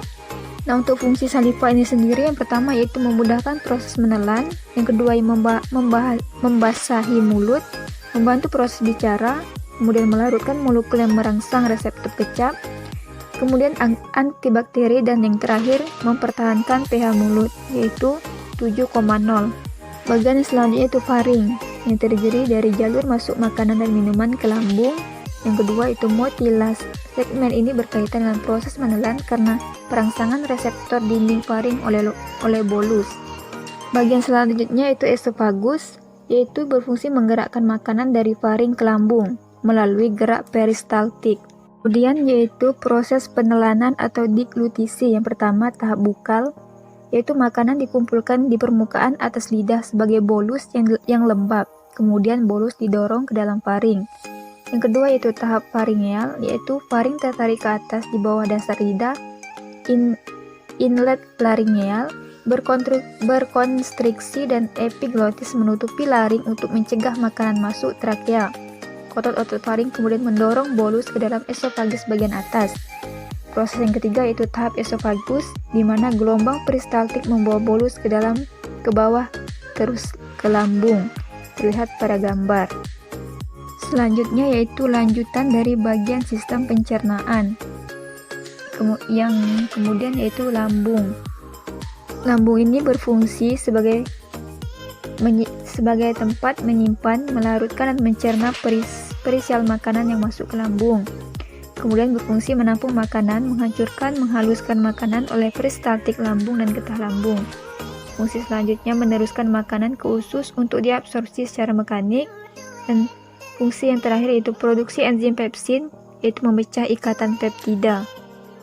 Nah, kemudian yaitu anatomi lambung yang ditunjukkan oleh gambar dengan tanda panah warna oranye, yaitu kapasitas. Untuk kapasitasnya kosong 50 sampai dengan 100 ml. Saat makan sampai dengan 1 liter, maksimal 2 liter. Kardia, pintu masuk lambung. Fundus berdinding tipis dengan sedikit kelenjar berfungsi menyimpan makanan. Korpus atau badan lambung, dindingnya berotot dan banyak kelenjar. Antrium pylorus, TDD otot tebal berfungsi memompa kimus atau bubur makanan ke duodenum. Sphincter pilorik, pintu keluar lambung ke duodenum. Kemudian tahap-tahap pengeluaran getah lambung. Yang pertama yaitu fase sefalik atau fase psikoneural, yaitu makanan dalam mulut memulai refleks rangsangan sekresi getah lambung. Kemudian rangsangan berupa cita rasa, bau, dan penglihatan. Kemudian defisiensi glukosa dalam otak juga merupakan rangsangan. Selanjutnya melalui eferen nervus vagus menstimulasi. Yang pertama, sel parietal untuk mensekresi HCl. Yang kedua, sel G pada antrum piloris untuk mensekresi gastrin. Fase yang kedua yaitu fase lokal atau fase gastrik, yaitu gastrin dilepas bila isi lambung kontak dengan antrum secara mekanik dan kemis atau kimiawi. Yang kedua, melalui aliran darah gastrin merangsang sekresi HCl, kemudian gastrin dihambat bila di dalam lumen pH kurang dari 3. Fase selanjutnya yaitu fase yang ketiga, fase intestinal, yaitu sekresi lambung ditingkatkan dengan jalur hormonal oleh regangan duodenum dan absorpsi asam amino yang mengikat. Sekresi lambung dihambat oleh hormon enterogastron yang dikeluarkan duodenum bila pH kimus yang memasuki duodenum rendah atau lemak dalam kimus meningkat. Selanjutnya itu regulasi pengeluaran getah lambung. Terlihat juga pada gambar yang bertanda panah warna hijau. Itulah proses dari regulasi pengeluaran getah lambung.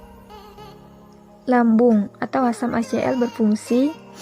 Yang pertama, berfungsi mengaktifkan zimogen pepsinogen menjadi pepsin. Yang kedua, sebagai disinfektan untuk mematikan kuman. Yang ketiga, menonaktifkan enzim pitialin yang bekerja di mulut jika jumlah sekresi HCl jumlahnya sudah besar. Yang selanjutnya berfungsi merangsang pengeluaran hormon sekretin dan kolecistokinin pada usus halus. Fungsi selanjutnya memacu terbukanya klep pilorik lambung sehingga Kim bisa turun ke usus 12 jari. Nah, untuk hormon gastrin ini berfungsi sebagai memacu sekresi enzim pepsinogen. Yang kedua, memacu keluarnya HCl atau asam klorida. Enzim renin berfungsi mengendapkan protein susu kasein dari air susu atau ASI pada bayi akan disekresi dalam jumlah besar dan akan berkurang banyak ketika dewasa. Mukus berfungsi melindungi dinding lambung dari kerusakan akibat asam HCl. Bagian sistem pencernaan yang selanjutnya itu usus halus. Usus halus ini terdiri dari duodenum atau usus 12 jari dengan ciri-ciri panjangnya 25 cm sampai dengan 10 atau 10 sampai dengan 12 inci dan ciri-cirinya terbentuk huruf C. Yang kedua yaitu jejunum yang terdiri dari panjang 8 kaki, dan yang ketiga itu ileum yang ciri-cirinya panjang 12 kaki. Hubungan antara ileum dan usus besar adalah ileocaecal junction. Terdapat ileocaecal valve. Lapisan mukosa usus halus banyak mengandung pilus. Absorpsi karbohidrat, protein, dan leak banyak dilakukan di sini dan komplit. Nah, untuk tipe pergerakan usus halus secara otonom, yang pertama itu gerakan ke belakang dan ke depan dari masing-masing villi hasil kontraksi otot mukosa. Yang kedua, gerakan pendular atau ayunan oleh otot longitudinal. Yang ketiga, gerakan sirkuler secara ritmik oleh otot sirkuler. Yang keempat itu gelombang peristaltik yang terdiri dari 30 sampai dengan 120 cm per menit, mendorong isi halus lebih kurang 1 cm per menit ke arah usus besar. Bagian selanjutnya yaitu usus besar yang terlihat pada gambar yang bertanda panah berwarna hijau. Nah, untuk fungsi usus besar ini, yang pertama yaitu berfungsi sebagai serap air dan elektrolit 80% sampai dengan 90% dari makanan dan mengubah dari cairan menjadi massa. Yang kedua, berfungsi sebagai tempat bakteri coli mencerna selulosa dan produksi kalori nutrien. Yang ketiga, produksi vitamin K, riboflavin, dan tiamin gas. Fungsi selanjutnya menyimpan bahan feses saat deekasi. Nah, terlihat juga pada gambar yang bertanda panah berwarna hijau. Usus besar terdiri dari kolon ascendens, kolon descendens, kolon transversum, dan kolon sigmoid. Bagian selanjutnya yaitu hati. Terlihat pada gambar yang bertanda panah berwarna ungu. Hati merupakan sebuah organ terbesar di dalam badan manusia dan memiliki berbagai fungsi. Beberapanya berhubungan dengan sistem pencernaan. Nah, untuk fungsi hati sendiri, yang pertama yaitu sebagai sekresi empedu, yang kedua sekresi sel epitel saluran empedu, dan yang ketiga berfungsi sebagai tempat penyimpanan glikogen, sintesis protein plasma, dan penetralan obat. Hati atau heper mengisi bagian di atas kanan dan tengah rongga perut, tepat di bawah diafragma. Terdiri dari dua lobus besar, lobus kanan dan kiri. Menghasilkan empedu, empedunya tersusun atas air, garam, dan asam empedu. Untuk fungsinya yaitu mengelmusikan lemak untuk mempermudah absorpsinya. Bagian sistem pencernaan yang selanjutnya itu pankreas, yang terlihat pada gambar yang bertanda panah berwarna merah. Volume pankreas yaitu yang pertama itu sel acini penghasil zymogen dan enzim yaitu 82%. Yang kedua sel kelenjar duct cell yang memproduksi cairan dan bikarbonat yang terdiri dari 100 ml per hari atau 3,2%. Yang ketiga sel endokrin yang menghasilkan insulin dan glukagon yang terdiri dari 1,8%. Nah, untuk fungsi pankreas ini sendiri, yang pertama yaitu berfungsi menghasilkan enzim pencernaan atau fungsi eksokrin serta menghasilkan beberapa hormon atau fungsi endokrin. Yang kedua berfungsi mengatur kadar gula dalam darah melalui pengeluaran glukagon yang menambah kadar gula dalam darah dengan mempercepat tingkat pelepasan dari hati. Yang ketiga berfungsi sebagai pengurangan kadar gula dalam darah dengan mengeluarkan insulin yang mana mempercepat aliran glukosa ke dalam sel pada tubuh, terutama pada otot. Materi yang keenam yaitu tentang sistem pernapasan. Pada sistem pernapasan atau respirasi merupakan suatu proses mulai dari pengambilan oksigen, pengeluaran karbon dioksida, hingga penggunaan energi di dalam tubuh. Manusia bernapas menghirup oksigen dalam udara bebas dan membuang karbon dioksida ke lingkungan. Nah, kemudian berikut yaitu macam-macam pernapasan. Berdasarkan organ yang terlibat dalam inspirasi dan ekspirasi, maka mekanisme pernapasan dibedakan atas dua macam, yaitu pernapasan dada dan pernapasan perut. Nah, untuk pernapasan dada sendiri, mekanismenya dapat dibedakan menjadi dua, yaitu inspirasi dan ekspirasi. Begitu juga dengan pernapasan perut, yaitu terbagi menjadi inspirasi dan ekspirasi. Nah, pernapasan dada dan perut tersebut terjadi secara bersamaan. Kemudian yaitu volume udara pernapasan. Yang pertama itu volume tidal, yang kedua itu volume cadangan inspirasi, yang ketiga itu volume cadangan ekspirasi, yang keempat itu volume sisa atau residu, yang kelima yaitu kapasitas vital paru-paru, dan yang keenam yaitu volume total paru-paru. Nah, untuk volume tidal, volume pertama itu volume udara pernapasan biasa yang berukuran 500 cc. Untuk volume yang kedua itu volume cadangan inspirasi atau udara komplementer, merupakan volume udara yang masih dapat dimasukkan secara maksimal setelah inspirasi biasa yang berukuran sekitar 1500 cc. Yang ketiga yaitu volume cadangan ekspirasi atau udara suplementer, yaitu volume udara yang masih dapat dikeluarkan secara maksimal setelah ekspirasi biasa sekitar 1500 cc. Yang keempat yaitu volume residu, yaitu volume di mana udara yang masih tersisa di dalam paru-paru setelah ekspirasi maksimal sekitar 1000 cc. Kemudian yaitu kapasitas vital paru-paru, merupakan volume udara yang dapat dikeluarkan semaksimal mungkin setelah melakukan inspirasi semaksimal mungkin sekitar 3500 cc.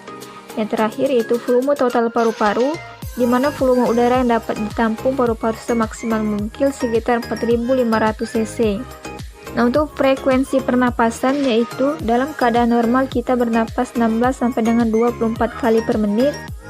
Yang kedua itu frekuensi pernapasan dipengaruhi oleh yang pertama jenis kelamin, yang kedua usia, yang ketiga suhu tubuh, yang keempat posisi tubuh, dan yang kelima aktivitas tubuh. Tentang pernapasan terbagi menjadi dua, yaitu pernapasan dada dan pernapasan perut. Untuk pernapasan dada, mekanismenya dapat dibedakan sebagai berikut. Yang pertama itu inspirasi, di mana otot antar tulang rusuk luar berkontraksi, kemudian tulang rusuk terangkat, lalu rongga dada membesar, kemudian tekanan udara di rongga dada mengecil, kemudian udara dari luar masuk. Untuk sistem ekspirasi, otot antar tulang rusuk relaksasi, kemudian tulang rusuk kembali ke posisi semula, kemudian rongga dada mengecil, kemudian tekanan udara di rongga dada membesar, dan proses yang terakhir udara dari dalam keluar. Nah, untuk pernapasan perut juga mengalami inspirasi dan ekspirasi, di mana pada proses inspirasi otot diafragma berkontraksi, kemudian diafragma mendatar, kemudian rongga dada membesar, kemudian tekanan menjadi kecil dan udara luar masuk. Untuk fase ekspirasi, di mana otot diafragma berelaksasi, kemudian diafragma kembali ke posisi semula, kemudian rongga dada mengecil, kemudian tekanan menjadi lebih besar, dan udara keluar dari paru-paru. Nah, gambar dari proses inspirasi dan ekspirasi yang telah dijelaskan pada slide sebelumnya. Inilah proses inspirasi dan ekspirasi pada manusia. Kemudian yaitu organ-organ respirasi. Yang pertama itu terdiri dari rongga hidung, yang kedua itu faring, dan yang ketiga laring, yang keempat trakea. Terlihat juga pada gambar. Yang pertama itu rongga hidung, dibatasi oleh tulang-tulang rawan sehingga mampu melakukan gerak elastis, dan mekanisme ini berhubungan dengan perlindungan alami tubuh serta memudahkan jalannya udara masuk keluar. Pada rongga hidung, udara pernapasan masuk melalui lubang hidung menuju rongga hidung yang dilengkapi dengan silia dan selaput lendir yang berguna untuk menyaring debu, melekatkan kotoran pada rambut hidung, mengatur suhu udara pernapasan maupun menyelidiki adanya bau udara. Rongga hidung ini berhubungan dengan tulang dahi, kelenjar air mata, telinga bagian tengah dan rongga mulut. Itulah sebabnya kita dapat pula bernapas melalui mulut. Yang kedua itu faring. Faring merupakan rongga pertigaan ke arah saluran pencernaan atau esofagus, saluran pernapasan atau batang tenggorok pada saluran ke rongga hidung. Pada peristiwa tersedak saat makan sambil berbicara, terjadi gerakan refleks untuk mengeluarkan kembali benda atau makanan yang masuk ke saluran napas. Mekanisme menelan dan bernapas telah diatur sedemikian rupa dengan katup epiglotis dan gerakan laring ke atas sewaktu menelan sehingga saluran ke rongga hidung tertutup rapat. Yang ketiga itu laring. Pada bagian laring terdapat glotis dan epiglotis yang terdiri atas tulang rawan yang akan bergerak ke atas sehingga menutup saluran napas pada saat menelan makanan.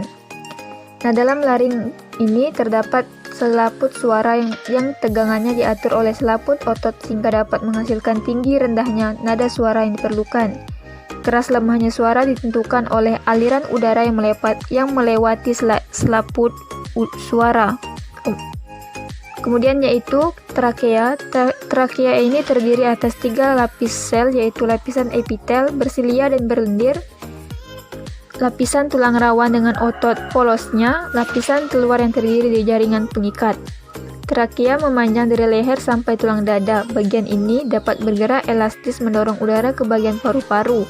Di bagian dada, trakea akan bercabang 2 menjadi bronki.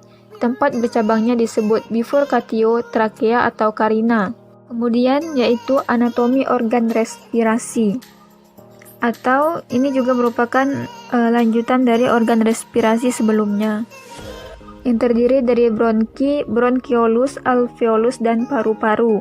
Untuk anatomi organ reproduksi sendiri terlihat pada panah berwarna merah. Inilah anatomi organ reproduksi. Yang pertama yaitu bronki. Bronki merupakan percabangan dari trakea dan akan bercabang-cabang lagi menjadi bronchiolus. Pada bagian sebelah kiri bercabang 2 dan sebelah kanan bercabang 3. Paru-paru kiri ukurannya lebih kecil daripada paru-paru kanan. Yang selanjutnya itu bronchiolus. Bronchiolus merupakan cabang halus dari bronki. Dinding bronchiolus tipis, tidak bertulang rawan maupun bersilia. Bronchiolus akan bercabang banyak dan berakhir membentuk suatu kantung yang disebut alveolus. Bagian selanjutnya itu alveolus. Alveolus merupakan gelembung-gelembung halus yang diselubungi oleh pembuluh darah kapiler. Alveolus merupakan tempat terjadinya pertukaran oksigen dan karbon dioksida melalui difusi. Untuk dinding alveolus ini sangat elastis dan dilapisi dengan membran tipis. Hal ini untuk memudahkan proses difusi gas dan dari kapiler darah. Bagian selanjutnya itu paru-paru, terlihat pada gambar yang bertanda panah berwarna hijau. Paru-paru jumlahnya 2 buah yang terletak di rongga dada. Paru-paru tersusun dari kumpulan alveolus yang dibungkus selaput yang disebut pleura. Selaput ini sebelah dalam disebut pleura visceralis atau pleura paru-paru. Selaput sebelah luar disebut pleura parietalis atau pleura dinding rongga dada. Kemudian yaitu proses pernapasan atau proses respirasi. Yang pertama itu ventilasi, yang kedua itu difusi, yang ketiga itu perfusi, dan keempat transportasi. Di mana pada proses ventilasi O2 ATM atau udara luar ke alveoli. Untuk difusi alveoli menuju kapiler paru-paru, dan perfusi aliran darah pada kapiler paru-paru. Untuk transportasi itu terjadinya transport oksigen kapiler paru-paru ke sel. Yang kedua, transport karbon dioksida ke sel menuju ke kapiler paru-paru. Selanjutnya atau materi yang ketujuh yaitu tentang sistem reproduksi pada manusia. Setiap makhluk hidup selalu bereproduksi dengan tujuan untuk mempertahankan keberadaan jenisnya. Demikian juga manusia. Proses reproduksi diatur oleh sistem reproduksi manusia memiliki 2 jenis, yaitu laki-laki dan perempuan. Keduanya memiliki sistem reproduksi yang berlainan dan saling membutuhkan. Sistem reproduksi. Organ reproduksi membentuk Tractus genelatis yang berkembang setelah Tractus urinarius. Kelamin laki-laki maupun wanita semenjak lahir sudah dapat ditentukan, tetapi sifat-sifat kelamin belum dapat dikenal. Yang pertama yaitu alat reproduksi pada pria, yang terdiri dari eksternal dan internal. Untuk pada posisi eksternal atau bagian luar, yaitu terdiri dari penis dan skrotum, terlihat juga pada gambar. Dan yang kedua yaitu yang bagian dalam atau internal, yaitu terdiri dari testis, epididymis, vas deferens, dan kelenjar aksesoris. Nah, untuk kelenjar aksesoris ini terdiri dari vesicula seminalis, glandula prostata, kelenjar bulbo uretral, dan kelenjar litre. Nah, untuk alat reproduksi pria bagian luar yaitu penis, yang pertama yaitu organ untuk kopulasi, terdiri dari dua corpus cavernosum dan corpus spongiosum. Corpus cavernosum penis di sebelah dorsal dibungkus T. albugenia, tebal lebih kurang 0,5 mm. Ketika ereksi tersusun 0 sampai dengan serabut kolagen sirkuler sebelah dalam dengan longitudinal atau luar. Untuk corpus spongiosum penis terletak di sebelah ventral, dilapisi tulang albugenia cavernae lebih padat dan kecil. Bagian tengah ditembus O per uretra. Bagian luar yang kedua yaitu skrotum, yang kantungnya berisi testis, terdiri dari lapisan luar kulit yang tebal dengan sejumlah kelenjar lemak dan keringat, yang berfungsi sebagai penyangga bagian testis dan regulasi temperatur. Skrotum ini pada dasarnya merupakan kantung kulit khusus yang melindungi testis dan epididymis dari cedera fisik dan merupakan pengatur suhu testis. Spermatozoa sangat sensitif terhadap suhu karena testis dan epididymis berada di luar rongga tubuh. Suhu di dalam testis biasanya lebih rendah daripada suhu di dalam abdomen. Kemudian yaitu bagian dalam pada alat reproduksi pria. Yang pertama itu testis. Testis merupakan sepasang struktur berbentuk oval agak gepeng dengan panjang sekitar 4 cm dan diameter sekitar 2,5 cm. Testis ini berada di dalam skrotum bersama epididymis, yaitu kantung extraabdomen tepat di bawah penis. Dinding pada rongga yang memisahkan testis dengan epididymis disebut tunica vaginalis. Yang kedua yaitu epididymis. Epididymis dibentuk oleh saluran yang berlekuk-lekuk secara tidak teratur yang disebut ductus epididymis. Panjang ductus epididymis sekitar 600 cm. Ductus ini berawal dari puncak testis itu kepala epididymis dan berjalan berliku-liku. Kemudian berakhir pada ekor epididymis yang kemudian menjadi vas deferens. Epididymis merupakan tempat terjadinya maturasi akhir sperma. Epididymis ini, saluran transfer sperma pertama yaitu caput, corpus, dan cauda. Epididymis ini mempunyai 4 fungsi. Yang pertama yaitu sebagai transfer sperma transport, yang kedua sebagai konsentrasi sperma, yang ketiga sebagai penyimpanan sperma, dan yang keempat maturasi atau pematangan sperma khususnya di daerah cauda. Kemudian yaitu vas deferens. Vas deferens merupakan lanjutan langsung dari epididymis, panjangnya 45 cm yang berawal dari ujung bawah epididymis, naik di sepanjang aspek posterior testis dalam bentuk gulungan-gulungan bebas, kemudian meninggalkan bagian belakang testis. Ductus ini melewati chorda spermatica menuju abdom. Selanjutnya, bagian selanjutnya yaitu kelenjar aksesoris pria. Sudah saya sebutkan tadi bahwa terdiri dari vesicula seminalis, glandula prostata, kelenjar bulbo uretral, dan kelenjar litre. Yang pertama itu vesicula seminalis atau kantung air mani, yang merupakan sepasang struktur berongga dan berkantung-kantung pada dasar kandung kemih di dalam rektim. Masing-masing vesikular memiliki panjang 5 cm dan menempel lebih erat pada kandung kemih daripada pada rektum. Pasokan darah ke vas deferens dan vesicula seminalis berasal dari arteri vesiculcaris inferior. Arteri ini berjalan bersama vas deferens menuju skrotum beranastomosis dengan arteri testicular. Sedangkan aliran limfatik berjalan menuju ke nodus iliaca, interna dan eksterna. Vesicula seminalis memproduksi sekitar 50 sampai dengan 60% dari total volume cairan semen. Komponen penting pada semen yang berasal dari vesicula seminalis adalah fruktosa dan prostaglandin. Kemudian yaitu kelenjar prostat. Kelenjar prostat merupakan organ dengan sebagian strukturnya merupakan kelenjar dan sebagian lagi otot dengan ukuran sekitar 2,3 kali 3,5 kali 4,5 cm. Organ ini mengelilingi uretra pria yang terfiksasi kuat oleh lapisan jaringan ikat di belakang simfisis pubis. Lobus media prostat secara histologis sebagai zona transisional berbentuk baji, mengelilingi uretra dan memisahkannya dengan ductus ejaculatorius. Saat terjadi hipertrofi, lobus media dapat menyumbat aliran urin. Hipertrofi lobus media banyak terjadi pada pria usia lanjut. Kemudian yaitu alat reproduksi wanita bagian eksternal yang terdiri dari vulva, mons veneris atau pubis. Yang ketiga itu labia mayora atau bibir besar, yang keempat yaitu labia minora atau bibir kecil, yang kelima klitoris atau kelentit, yang keenam yaitu vestibulum atau serambi, yang ketujuh himen atau selaput darah, dan yang kedelapan itu perineum atau kerampang.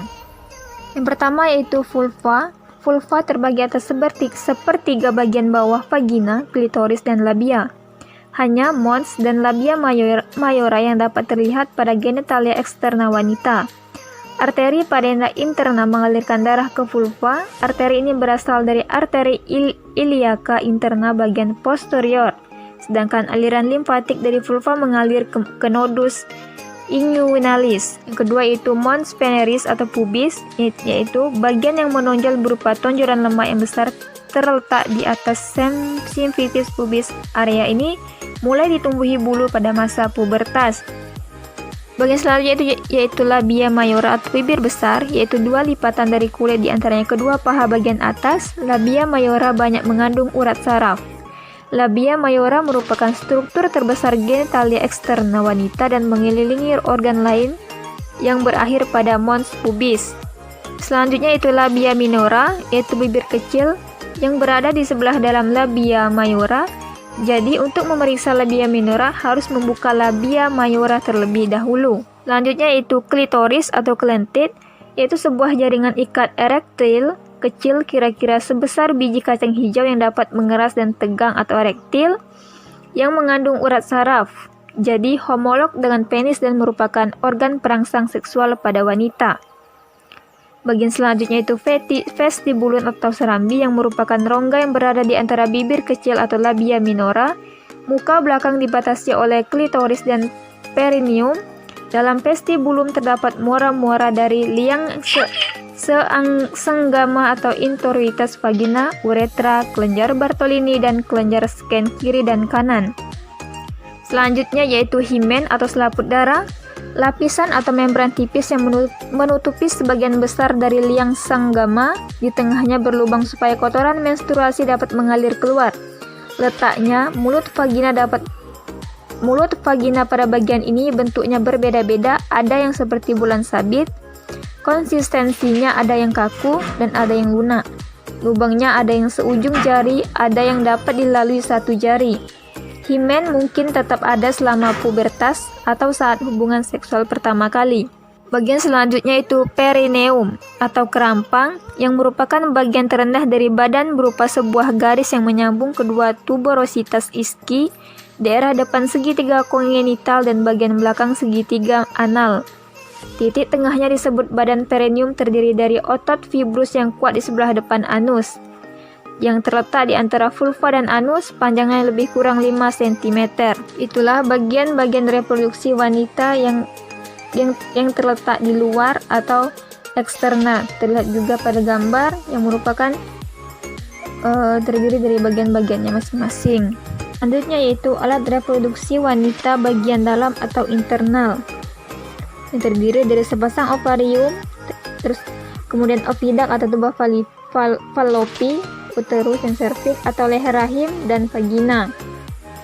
Terlihat juga pada gambar pada bagian-bagian tersebut yang sudah terlihat di situ. Yang pertama yaitu ovarium atau indung telur yang merupakan kelenjar kelamin yang memproduksi ovum atau sel telur dan menyekresi hormon estrogen dan progesteron. Bagian selanjutnya yaitu uterus atau rahim yang tempat berkembangnya embrio selama kehamilan. Volume uterus mampu mengembang hingga 500 kali. Bagian selanjutnya itu oviduct atau tuba falopi, yaitu saluran yang dilalui ovum dari ovarium dan tempat terjadinya pembuahan. Bagian selanjutnya itu serviks, leher rahim, yaitu jalan masuk antara uterus dan vagina. Bagian ini bentuk serviks ini di dinding sempit mempunyai sifat yang fleksibel, dapat melebar pada peristiwa penyusunan persalinan. Bagian yang terakhir yaitu vagina, yaitu tempat penis pada saat kopulasi dan sebagai jalan keluar bayi pada proses kelahiran. Itulah bagian-bagian alat reproduksi wanita bagian dalam, sudah terlihat pada gambar. Kemudian yaitu pembentukan sel kelamin pria dan pembentukan sel kelamin wanita. Pada pembentukan sel kelamin pria terdiri yaitu spermatogenesis, dan pada pembentukan sel kelamin wanita yaitu oogenesis. Kemudian ovulasi dan fertilasi dan siklus menstruasi. Nah, untuk pembentukan sel kelamin pada pria yaitu spermatogenesis yang merupakan proses pembentukan dan pemasakan sel sperma yang berada di yang tempatnya di testis dan hormon yang dihasilkan testosteron. Nah, untuk spermatogenesis sendiri terjadi di dalam testis, yaitu pada tubulus seminiferi. Pada tubulus seminiferi testis terdapat sel-sel induk spermatozoa atau spermatogonium. Sel Sertoli yang berfungsi memberi makan spermatozoa, dan sel Deydig yang terdapat di antara tubulus seminiferus yang berfungsi menghasilkan testosteron. Proses pembentukan spermatozoa dipengaruhi oleh kerja beberapa hormon.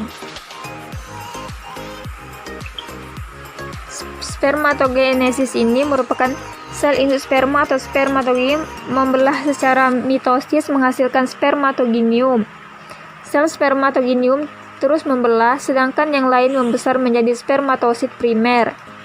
Spermatosis primer membelah secara meiosis menghasilkan spermatosis sekunder.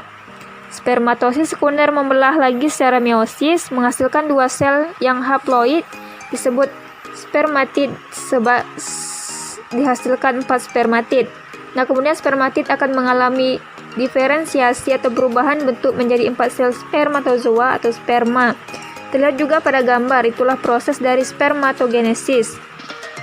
Kemudian hormon yang mengatur spermatogenesis yaitu gonadotropin releasing hormon disekresi oleh hipotalamus. Yang hormon yang kedua yaitu luteinizing hormon dan follicle stimulating hormon disekresi oleh pituitari atau hiposa.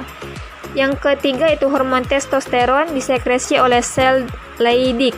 Nah, untuk perbedaan pembelahan antara mitosis dan meiosis yaitu pada mitosis terjadi pada sel tubuh, bentuk sel anak sama dengan induk, jumlah kromosom sama dengan sel induk, diploid atau berpasangan. Pada meiosis terjadi pada sel kelamin atau gamet, bentuk sel anak tidak sama dengan induk, dan jumlah kromosom setengah dari sel induk, haploid atau tidak berpasangan. Itulah proses pembentukan sel kelamin pria, terlihat juga pada gambar. Selanjutnya yaitu pembentukan sel kelamin pada wanita atau oogenesis. Terjadi dalam ovarium. Setiap oogenesis, satu sel oogonium mengalami pembelahan mitosis atau meiosis 1 dan 2 yang akan menghasilkan 1 ovum fungsional dan 3 polosit. Sel oogonium membelah secara mitosis beberapa kali menghasilkan oosit primer. Oosit primer mengalami pembelahan meiosis 1, menghasilkan 1 oosit sekunder dan 1 badan kutub primer atau polosit. Oosit sekunder dan polosit 1 membelah meiosis 2 dan yang menghasilkan 4 ootit dan 3 polosit 2. Ootit berdiferensiasi menjadi ovum, sedangkan 3 polosit tidak berkembang dan diserap kembali dalam ovarium. Nah, Hormon yang mengatur oogenesis ini sendiri yang pertama yaitu hormon gonadotropin releasing hormone disekresi oleh hipotalamus. Hormon yang kedua luteinizing hormone dan polycystin hormone disekresi oleh pituitari. Yang ketiga itu hormon estrogen dan progesteron disekresi oleh sel granulosa. Nah, yang selanjutnya itu ovulasi dan fertilisasi, yaitu peristiwa terlepasnya ovum yang sudah matang dari ovarium. Yang kedua itu ovulasi terjadi setiap 28 hari sekali. Setiap ovulasi ovarium akan melepas satu ovum, kemudian ovum menuju oviduct atau tuba fallopi. Ovum akan ditangkap rumbai-rumbai pada corong tuba fallopi menuju tuba fallopi. Jika terdapat sperma yang masuk, maka akan terjadi peleburan sperma dengan ovum yang disebut fertilisasi atau pembuahan. Hasil fertilisasi disebut zigot yang bernilai diploid, kemudian tumbuh menjadi embrio. Nah, kemudian siklus menstruasi, tentunya pada wanita. Menstruasi hari 1 sampai dengan 5, jika ovum tidak bertemu sperma maka akan keluar bersama darah dan lapisan endometrium atau dinding rahim. Siklus yang kedua yaitu proliferasi hari 5 sampai dengan 14, terjadi penebalan lapisan endometrium yang akan digunakan sebagai persiapan pematangan sel telur. Siklus yang ketiga itu sekresi hari 15 sampai dengan 28, endometrium terus menebal dan banyak mengandung pembuluh darah. Jika tidak terjadi fertilisasi atau pembuahan, lapisan endometrium akan luruh dan mulai menstruasi lagi. Nah, untuk menstruasi sendiri memiliki 4 tahap siklus. Yang pertama, menstruasi hari 1 sampai 5, jika ovum tidak dibuahi sperma akan keluar bersama lapisan endometrium atau dinding rahim. Hormon estrogen dan progesteron turun. Tahap yang kedua itu praovulasi atau proliferasi hari 6 sampai dengan 13, terjadi pematangan folikel dan pematangan ovum. Hormon PSH tinggi, SHG estrogen meningkat. Tahap yang ketiga yaitu ovulasi hari 14 sampai dengan 14, 15, 16, terjadi pelepasan telur yang sudah matang dari ovarium karena peningkatan hormon LH.